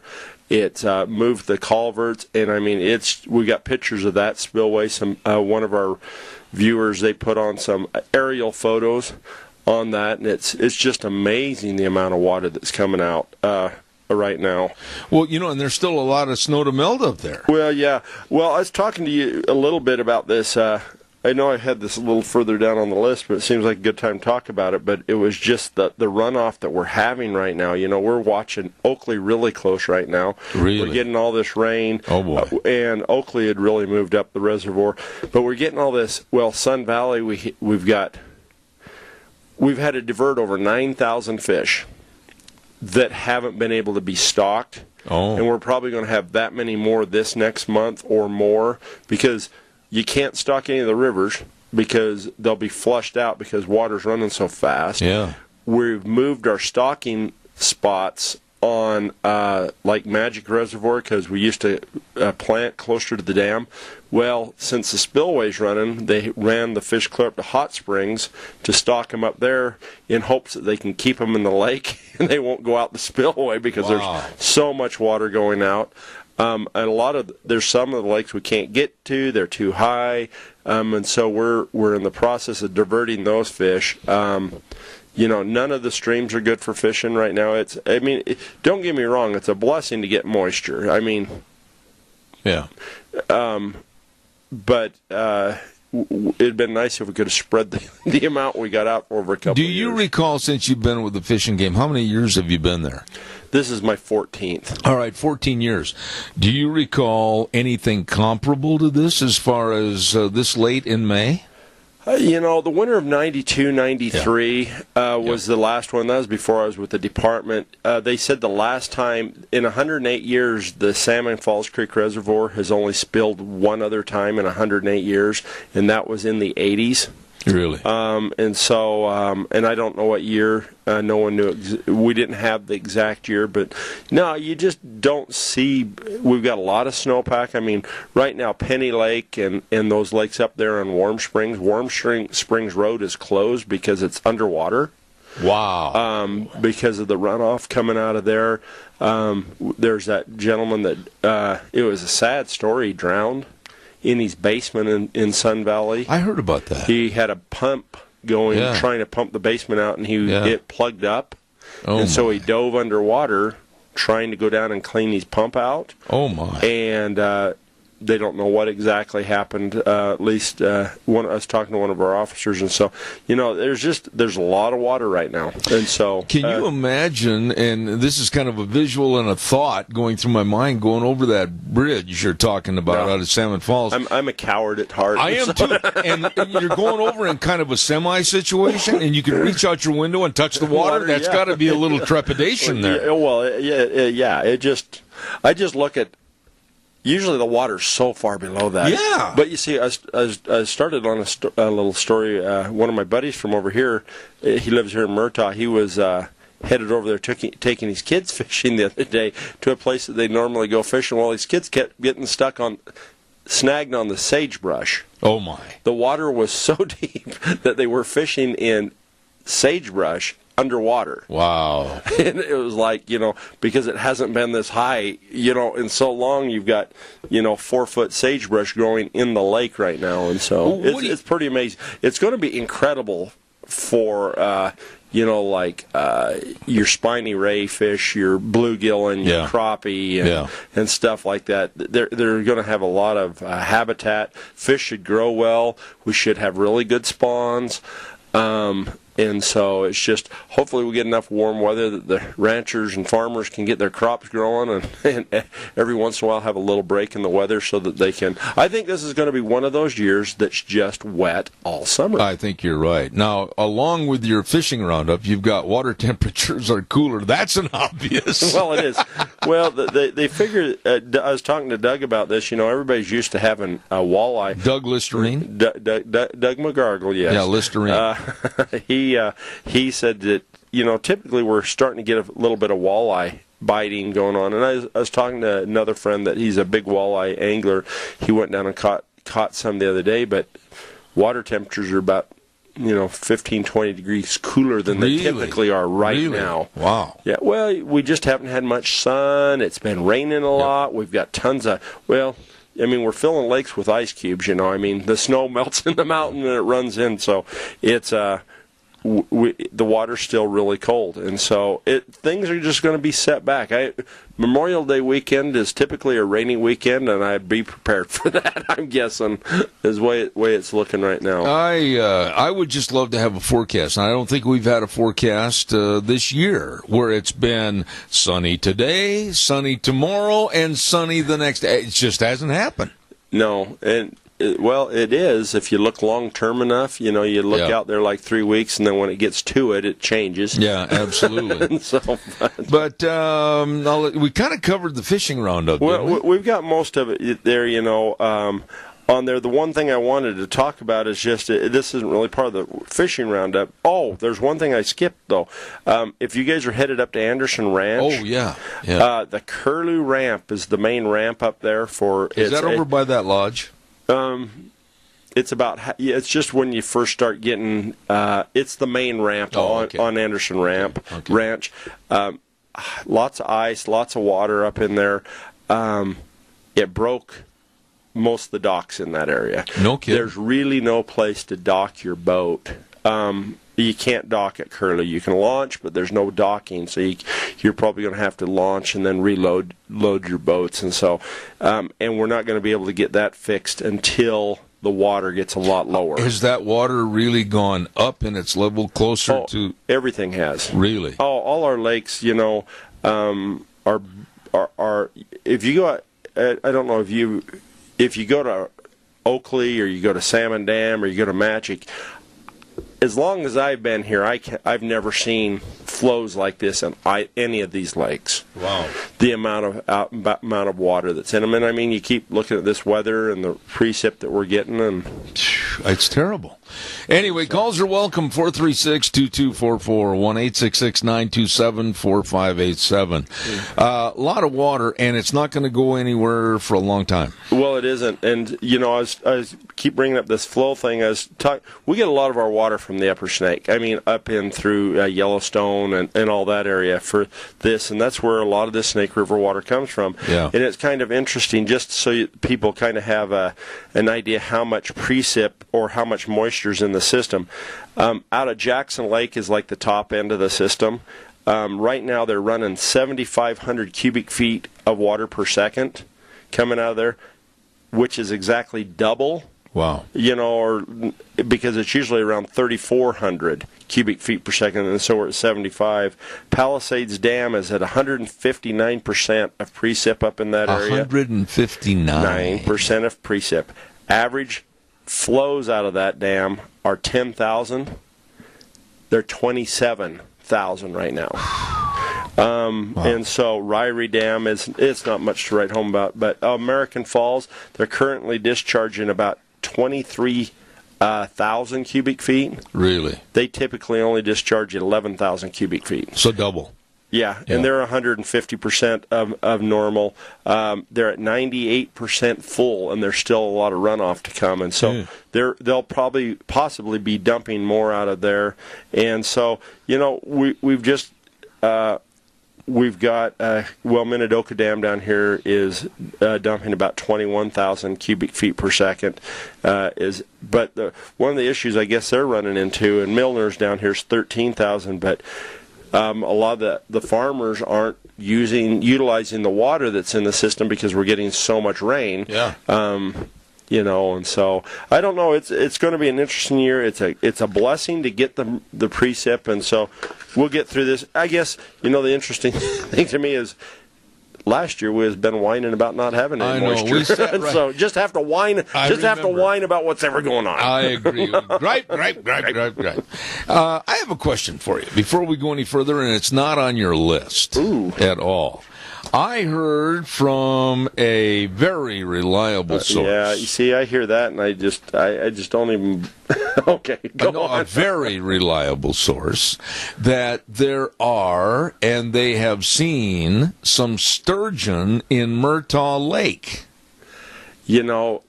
Wouldn't be surprised. So see, you're agreeing.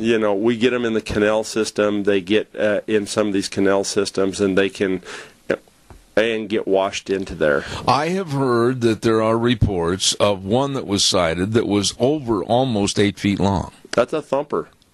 You see, that'll be interesting to... Now, that would, I imagine, if it were warm enough to water ski on Memorial Day weekend and one takes a header in the lake and comes face to face with that bearded sturgeon, it might cause great concern.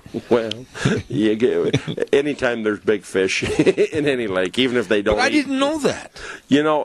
It's not a common thing, but we get them in the canal systems every once in a while. They get out of the Snake River, and we'll get into the canal systems and we're dumping so much water out of Milner right now. It wouldn't surprise me if one of them could get out over that to get into Murtaugh and then get down into the canal system, because he'll probably be on the high line and try to sneak it and probably get him stuck in one of my gated pipe. Really? Get stuck in the lateral or something, but just my luck. But I heard that, and they said that they've had reports of more than one that have been seen. Yeah, so. And it wouldn't surprise me. Every year we do some rescues on them in the canal system, Really? Especially over in the Burley area. They're still protected by law. You cannot take them out of the lake to take pictures. You can catch them, but you can't take them home for harvest, or you can't lift them up out of the water. Now, in regards to these fish, if they do let the water out of Murtaugh Lake this next winter, and they don't leave it in there for a recharge system, and they let the water out, will these fish, the sturgeon, will they try to go back through the canal system to get out of there, or what happens? Well, they're going to move to where they can find the deepest water, but who knows? Some years we have good carryover in Murtaugh Lake, and other years we don't have any carryover. It just depends on the thickness of the ice, how much water is kept in the system. I'm guessing with as much water as we've got going right now, there'll probably be some water in the system. Yeah. And so I don't know. We may end up coming out and trying to do a salvage on them. What do they eat? I mean, they're bottom feeders, right? And they eat other fish, or they eat stuff off the bottom. A lot of people, the way they fish for them is you'll get like a 6 or an 8-inch mort, rainbow trout, and put it on a big hook and toss it in there and bounce it along the bottom, and they'll just suck it up. Really?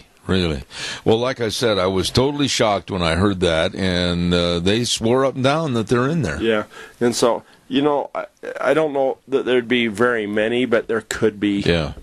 What about one of your favorite jobs? Of all the things that you've told me that you love to do with the fishing game, you love to go on the rocks and help the pelicans. Okay. We're hazing pelicans right now up at on Silver Creek. You told me that's the dirtiest, filthiest job in the world. Yeah, well, when you're catching on the little buggers, man. Well, imagine an animal that eats fish for his main diet and then regurgitates on you. Oh, thank you for spoiling all my lunch hour commercials. Well, you ask, but you get a hold of them. You have to be really careful which way their head's facing when you get a hold of them. Because do you have to tell everything? I do. I'm pretty honest. So you pick them up, and they have a tendency to play like a baby. Yep. Really? Projectile. No, like a llama. Yeah. Really? Gets down. Yeah. Has it happened to you? No, because I've dealt with enough animals, and I've seen it happen enough that I'm smart enough that when I'm getting a hold of them to either you grab them by the neck, I hold their bill shut. You hold their bill shut. Yes. I see. Kind of like an alligator. Well, but I'm not worried about getting bit. Well, how do you pick them up? I mean, they're kind of a odd shaped bird to pick up. You grab a hold of him and put your arm and tuck him underneath your arm, and then hold his neck. Hold his wing. No, I hold his beak. His beak. I don't want to lose an eye. I don't want to get thrown up on. So you just grab a hold of that and tuck him underneath your arm. And how big are these birds when you do this? How much do they weigh? I don't know. Well, you're the fish and game expert. 20 pounds. 20-pound bird that wants 16. To, pardon me, folks, puke on you. He could. If he gets too excited. So, but there's strong smell. It's rotten fish. And so, oh, man. But we're not radio calling them right now. We're putting bans on them. What we're doing is we're hazing them off Silver Creek. How do you haze them? You go up there and fire cracker shells above them and try to move them to other areas. Will they take off and fly to another area? They do. Even the younger ones? All of them. Well, the younger ones can't fly, but they're not being. There's none up there. The younger ones are there right now. So how big will those birds get? They get pretty big, don't they? Yeah. You see, I've handled You're supposed to be the pelican expert. It says that on your vest. No, it doesn't. Kelton Hatch, pelican expert. No, I know probably less about pelicans than any other. Are they a protected bird? They are. They are. Why? Federally protected. Why? Again, I'm going to have to come back with more answers for you later. Okay, encyclopedia. Okay, so hazing pelicans on Silver Creek. Yeah, we're just starting to get a population that's moved up into the Wood River Valley, and we've got them in all these ponds and areas around here, and they've been doing a lot of studies, and in some areas they're actually removing a few pelicans. Are they good or bad? Well, they eat a lot of your fish in the Narrows, and like over on the Blackfoot Reservoir, big populations come over in that area, and was a huge cutthroat spawn that would go up the river. Yeah. And we had a weir or a fish trap on that river, and when they were looking at all the fish, they never checked a rainbow trout that didn't have a mark from a pelican trying to eat it. Wow. Because the waters, they can really have impact on resources when we have low water years. What do they do? Get in the water and just kind of lower the bottom big jaw and just kind of suck them in? Well, they'll hurt them. Really? They'll get together in groups and they'll push them to corners, and then they'll just drop in there and herding fish. Herding fish. That's like herding cats. I'm guessing it is, but they're pretty good at it because they survive. Oh, be darned. And so, but they'll push them into the shallows. In areas that we've got a lot of carp and suckers and things like that, we don't have a lot of impact. I mean, it actually probably helps. I was going to say it would help over here at Murtaugh Lake. There's a lot of them over there. There is a lot. Yeah. And so, but, everything needs to be managed. Yeah. I'm sorry, we're beyond the day of letting animals and wildlife manage themselves, because back then when they could do that, it was before we existed, basically. Yeah. But now we've thrown the human population in there, and so it's one of those things that we're working with the U.S. Fish and Wildlife Service with, and trying to get some type of an ongoing management plan working on them. Kelton Hatch, Idaho Fish and Game, majoring in pelicanology, and we'll be back in about 3 minutes with more. Your calls are welcome. Right now, Wheels take it back for the next 3 minutes. And now, back to Zeb at the Ranch on AM 1230 KBAR. To reach Zeb, call 436-2244 or toll free 1-866-927-4587. And now, here is Zeb Bell. Oh, my goodness. Welcome back. And the wind doth blow. My goodness, it's nice. Here we are, end of May.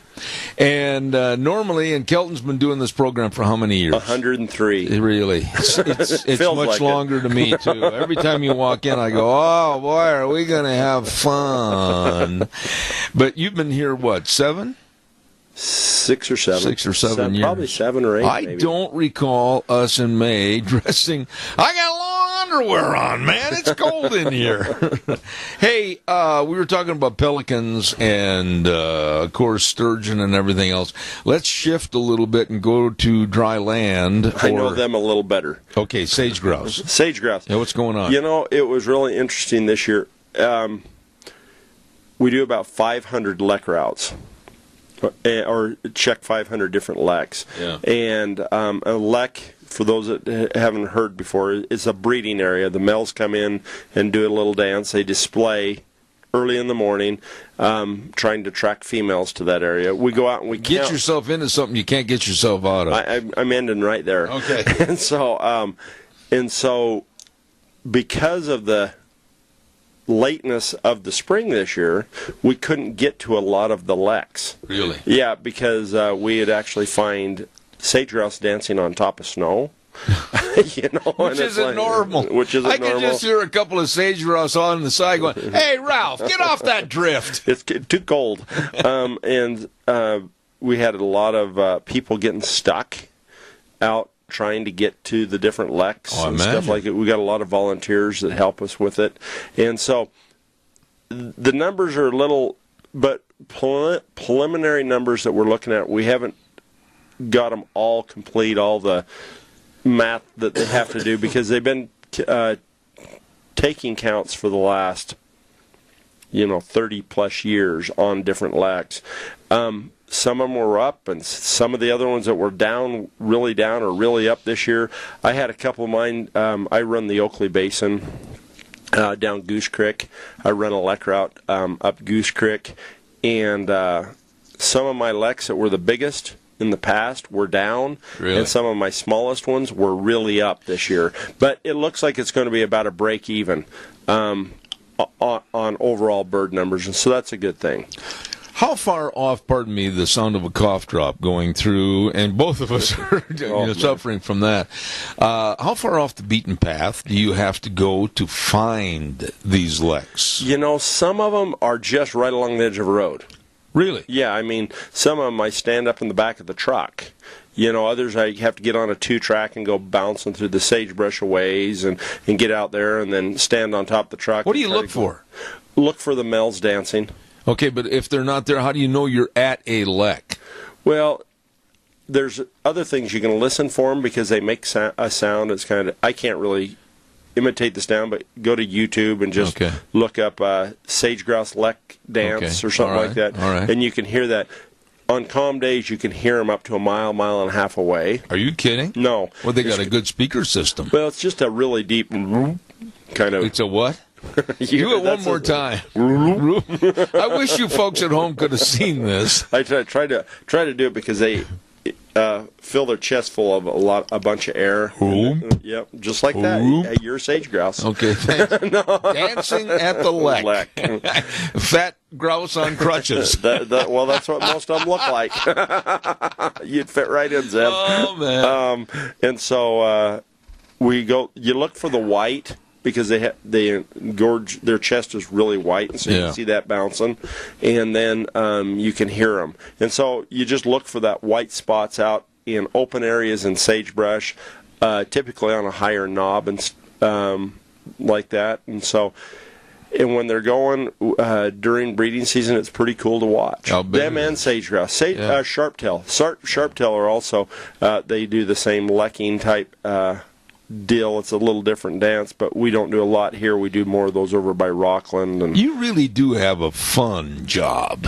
Well, you really do. My wife doesn't think it's that fun because, like, when I'm running down to Juniper to do my other lek route, I usually get up at about 4 a.m. and then drive for an hour and a half, and so she doesn't like me waking her up that early when I'm getting out to go do the sage grouse routes. Well, I'm an early morning person, so it really doesn't bother me at all.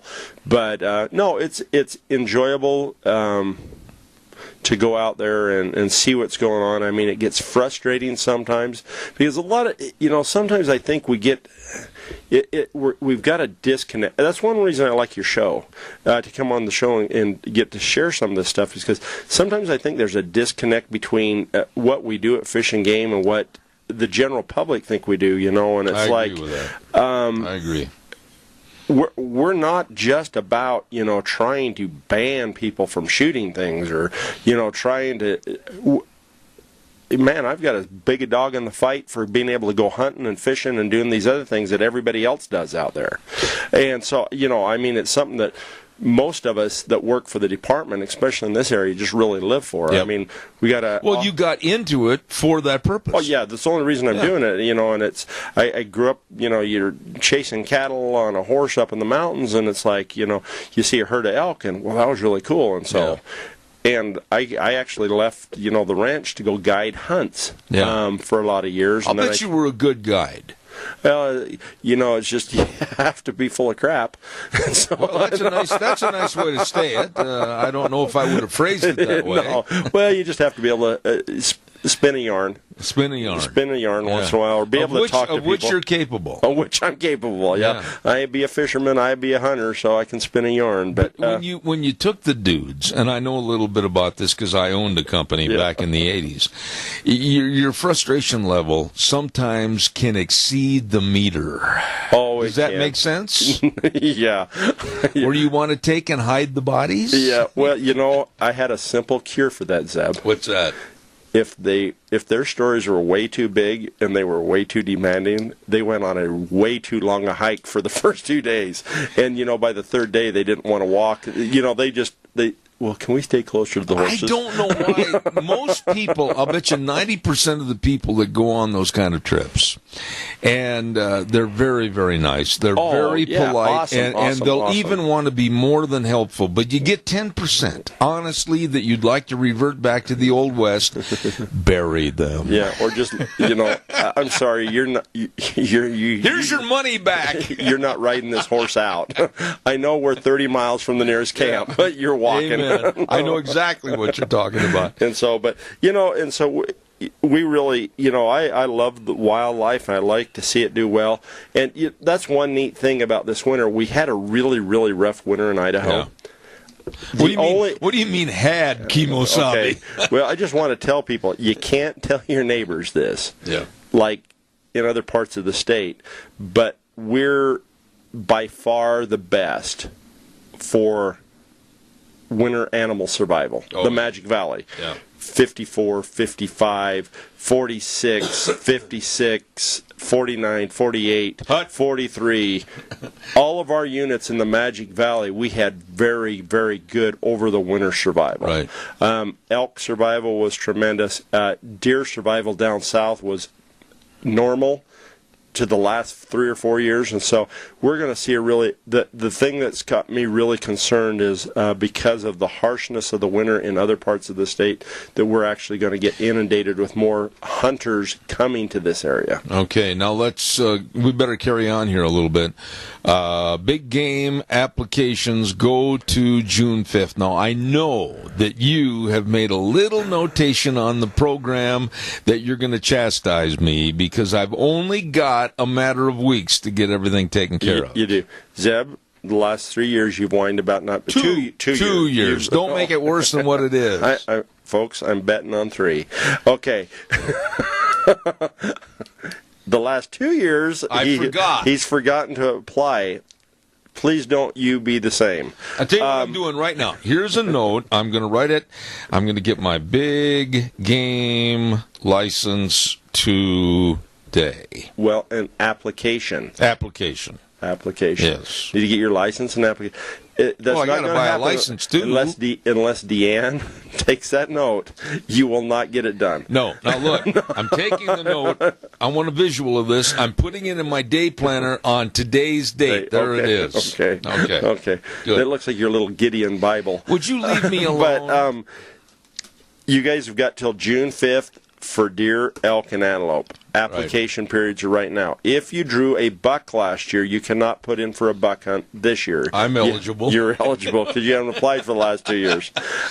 If you drew a bull elk, you're not eligible to put in for a bull elk this year.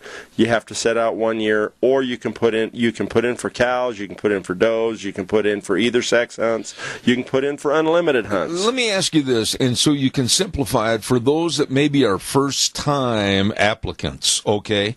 Give us, and I got about 3 minutes before a weather forecast. They walk into a store that sells licenses, etc., and apply for the application. Give us the scenario of what they do or what they need to know or what they need to ask for. What you need to do is get a big game book, unit book, go figure out where you want to hunt.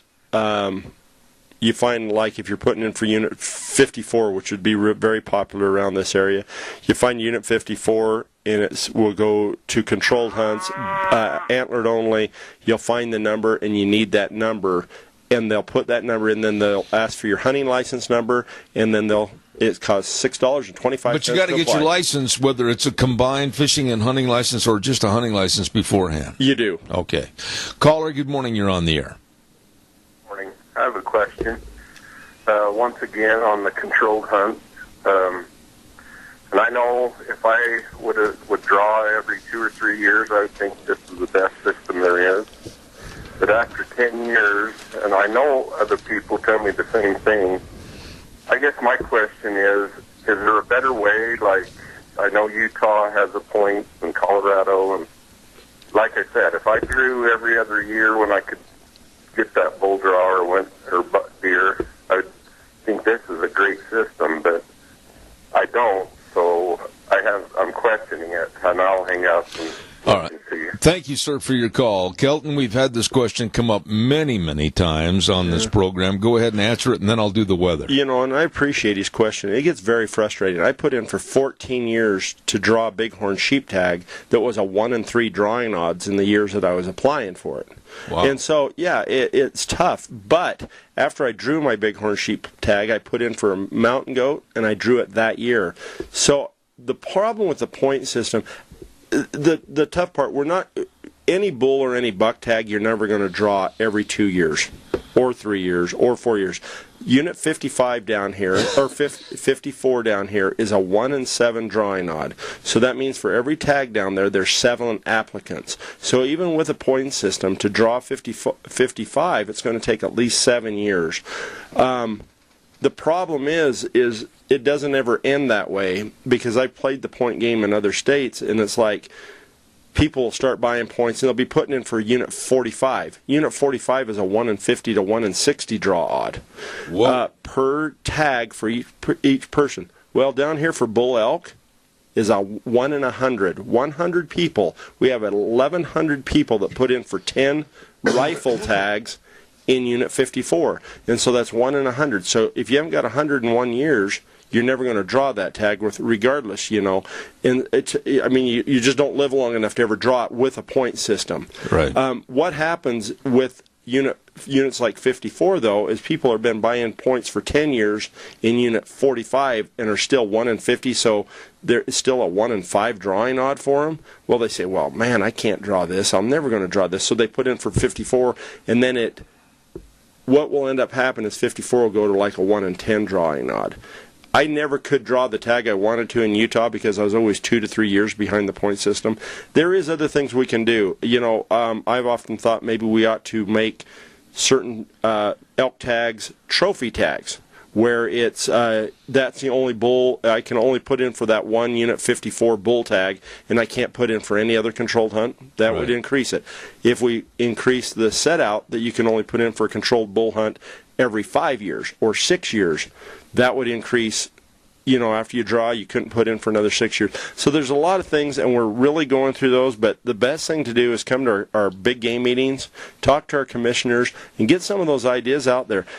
We've got a series of YouTube videos under Fish and Game drawing odds or point system, Idaho Fish and Game point system.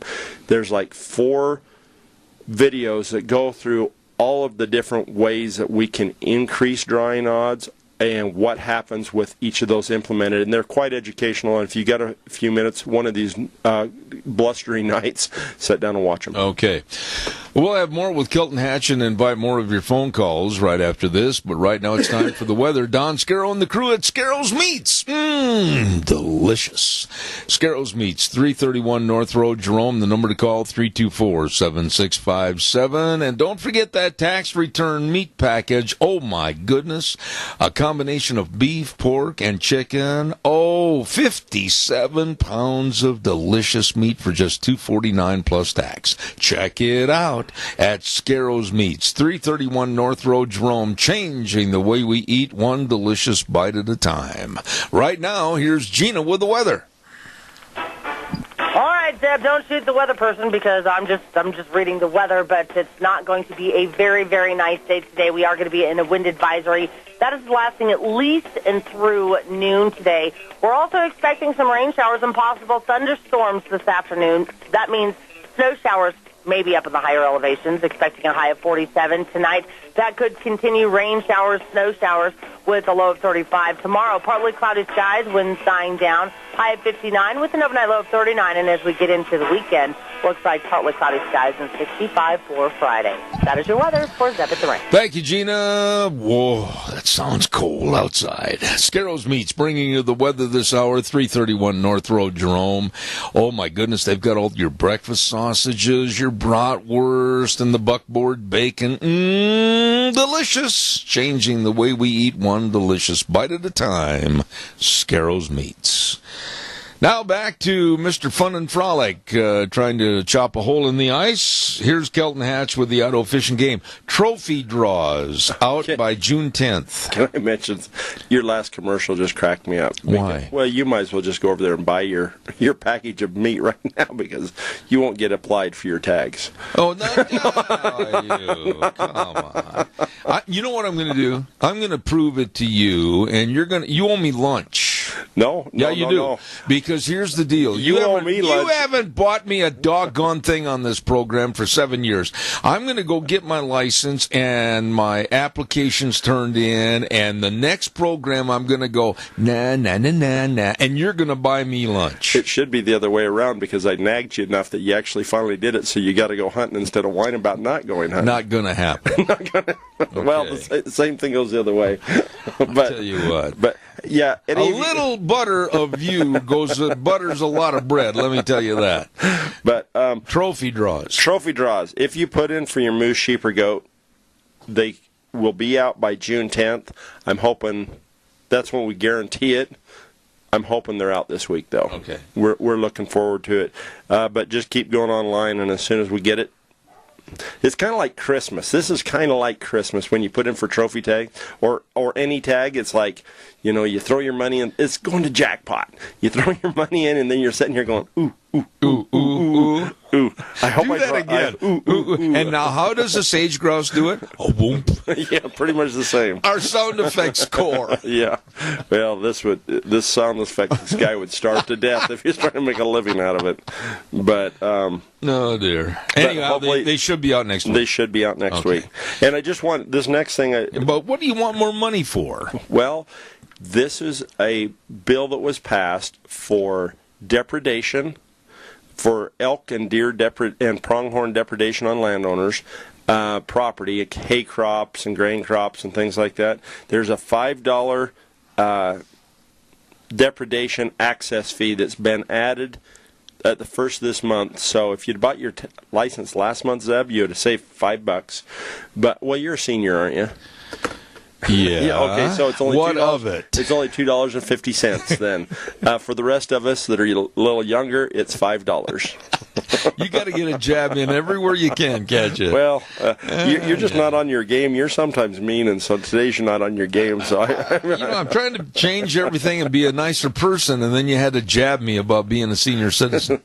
I'm ready for that. Really? Discount to save $2.50. Well, $2, but you get deals everywhere. Really?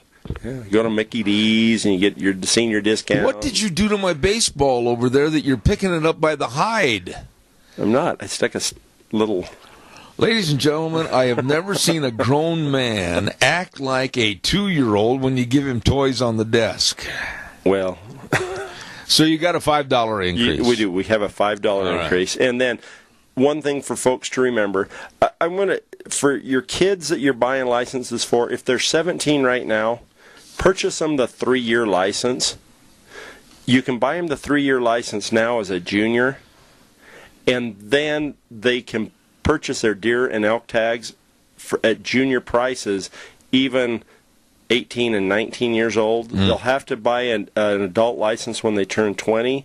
But if you got a kid that's getting ready to graduate, you haven't bought his hunting and fishing license, buy him the junior 3-year, and that way you'll be locked into those cheaper tag fees for the next 3 years. Makes and sense. The reason, you might as well save a few bucks on that, especially if they're going to come and hunt with you after they, or they're just going to hunt on their own. What's it like up in the South Hills right now on a day like this? Are you getting a lot of snow up there? Have you been up there? I haven't been up there today. I try to get up there a couple times a week just on my own. Really? Because I live right next. Not on behalf of the fishing game. So you take your cap off that says Kelton Hatch Fishing Game, and you put on a plain cap. Put on my plain cap, head to the hills, and go up. And I've been running my dogs quite a bit. And Really? it is gorgeous up there right now. Grass is knee deep. They got to have snow up there. Today it wouldn't be so gorgeous. I think it would be a little bit windy and cold and snowy. Whereabouts and do you run your dogs? Anywhere from here south of Murtaugh all the way over by Natsu Paw. Really? And they'll come back to you? Yeah. Because there was hesitation. I have the dog treats. The dog treats? And electricity. And so, but no, I go exercise my dogs right now. Really? But I just like getting up there and walking around and looking at things. Well, good for you. How many dogs you take up there? 4. 4 dogs go with you. What kind of dogs are they? I have 2 English setters, and 1 German short hair, and then my wife's black lab. And they're all very well trained. Yeah, pretty good. Really? The pup is I've got a brand new pup setter, and he's coming along pretty good. He's going to be a good one. He's about 6 months old right now. So when you open the door of the cages, that you take them up in, or do you take them in the back seat of your pickup? I take them. No, they're in dog boxes. Dog boxes. Yeah. And you just say, go get them, and all 4 dogs just take off and cover a whole bunch of country. They do. They take off, and they open up, and just it's fun to watch them run, and they just like being out there and get them ready for birds. And then if they get out of range, how do you know that they're going to hear you? Because I've got electricity. I see. I carry a whistle. Do you? And they can, and then we work enough together. They stay within 300 yards. Really? Typically. Okay. 300 to 400. I got to tell everybody about our major sponsor, your Magic Valley Les Schwab Tire Centers. Doing the right thing always matters, just like Kelton Hatch. Doing the right thing matters. It does. And don't forget, they've got the best in tires for your pickups and SUVs and cars. Oh my goodness, many of which are on sale right now too. So stop in and check out all the tires, and don't forget, don't leave on a road trip without having the brakes checked. And they have the absolute best in brake service with highly trained technicians serving you. Front end alignment, shocks and struts, and the best in batteries. Please be road smart and stop into your Magic Valley Les Schwab Tire Centers, because like I said, doing the right thing matters with the best in service to you. Lane and Rupert, Dave on Blue Lakes and Twin, Mike and Buell, Mike and Jerome, the Twist family and Paul, Daniel on Poline in Twin Falls, and my buddy Randy on Overland and Burley. Nobody better than your Magic Valley Les Schwab Tire Centers. Well, we did it for another month. We did. Yeah, we're going to get set for June and pray for temperatures that might exceed 33 degrees. It's 41 out there today. Yeah, I don't know about that. Let me check my trusty little thermometer here real quick and see exactly what it is. And currently in Murtaugh, Idaho, it is 37. 37 on May 17th. Can you believe it? Thanks, Kelton. Appreciate it. Hey, thanks. And get out there, get your applications in, and enjoy the outdoors. I mean, still, when the sun comes out Saturday, it's supposed to be nice. There you go. Kelton Hatch, Idaho Fishing Game, and we want to remind you we'll be back tomorrow morning at 8:06 right here on K-Bar, 12:30 a.m., and streaming live all over the world on ZebBell.com. And remember, the way things were are the way things ought to be. God bless you and your family. Be safe, be warm. See you tomorrow morning.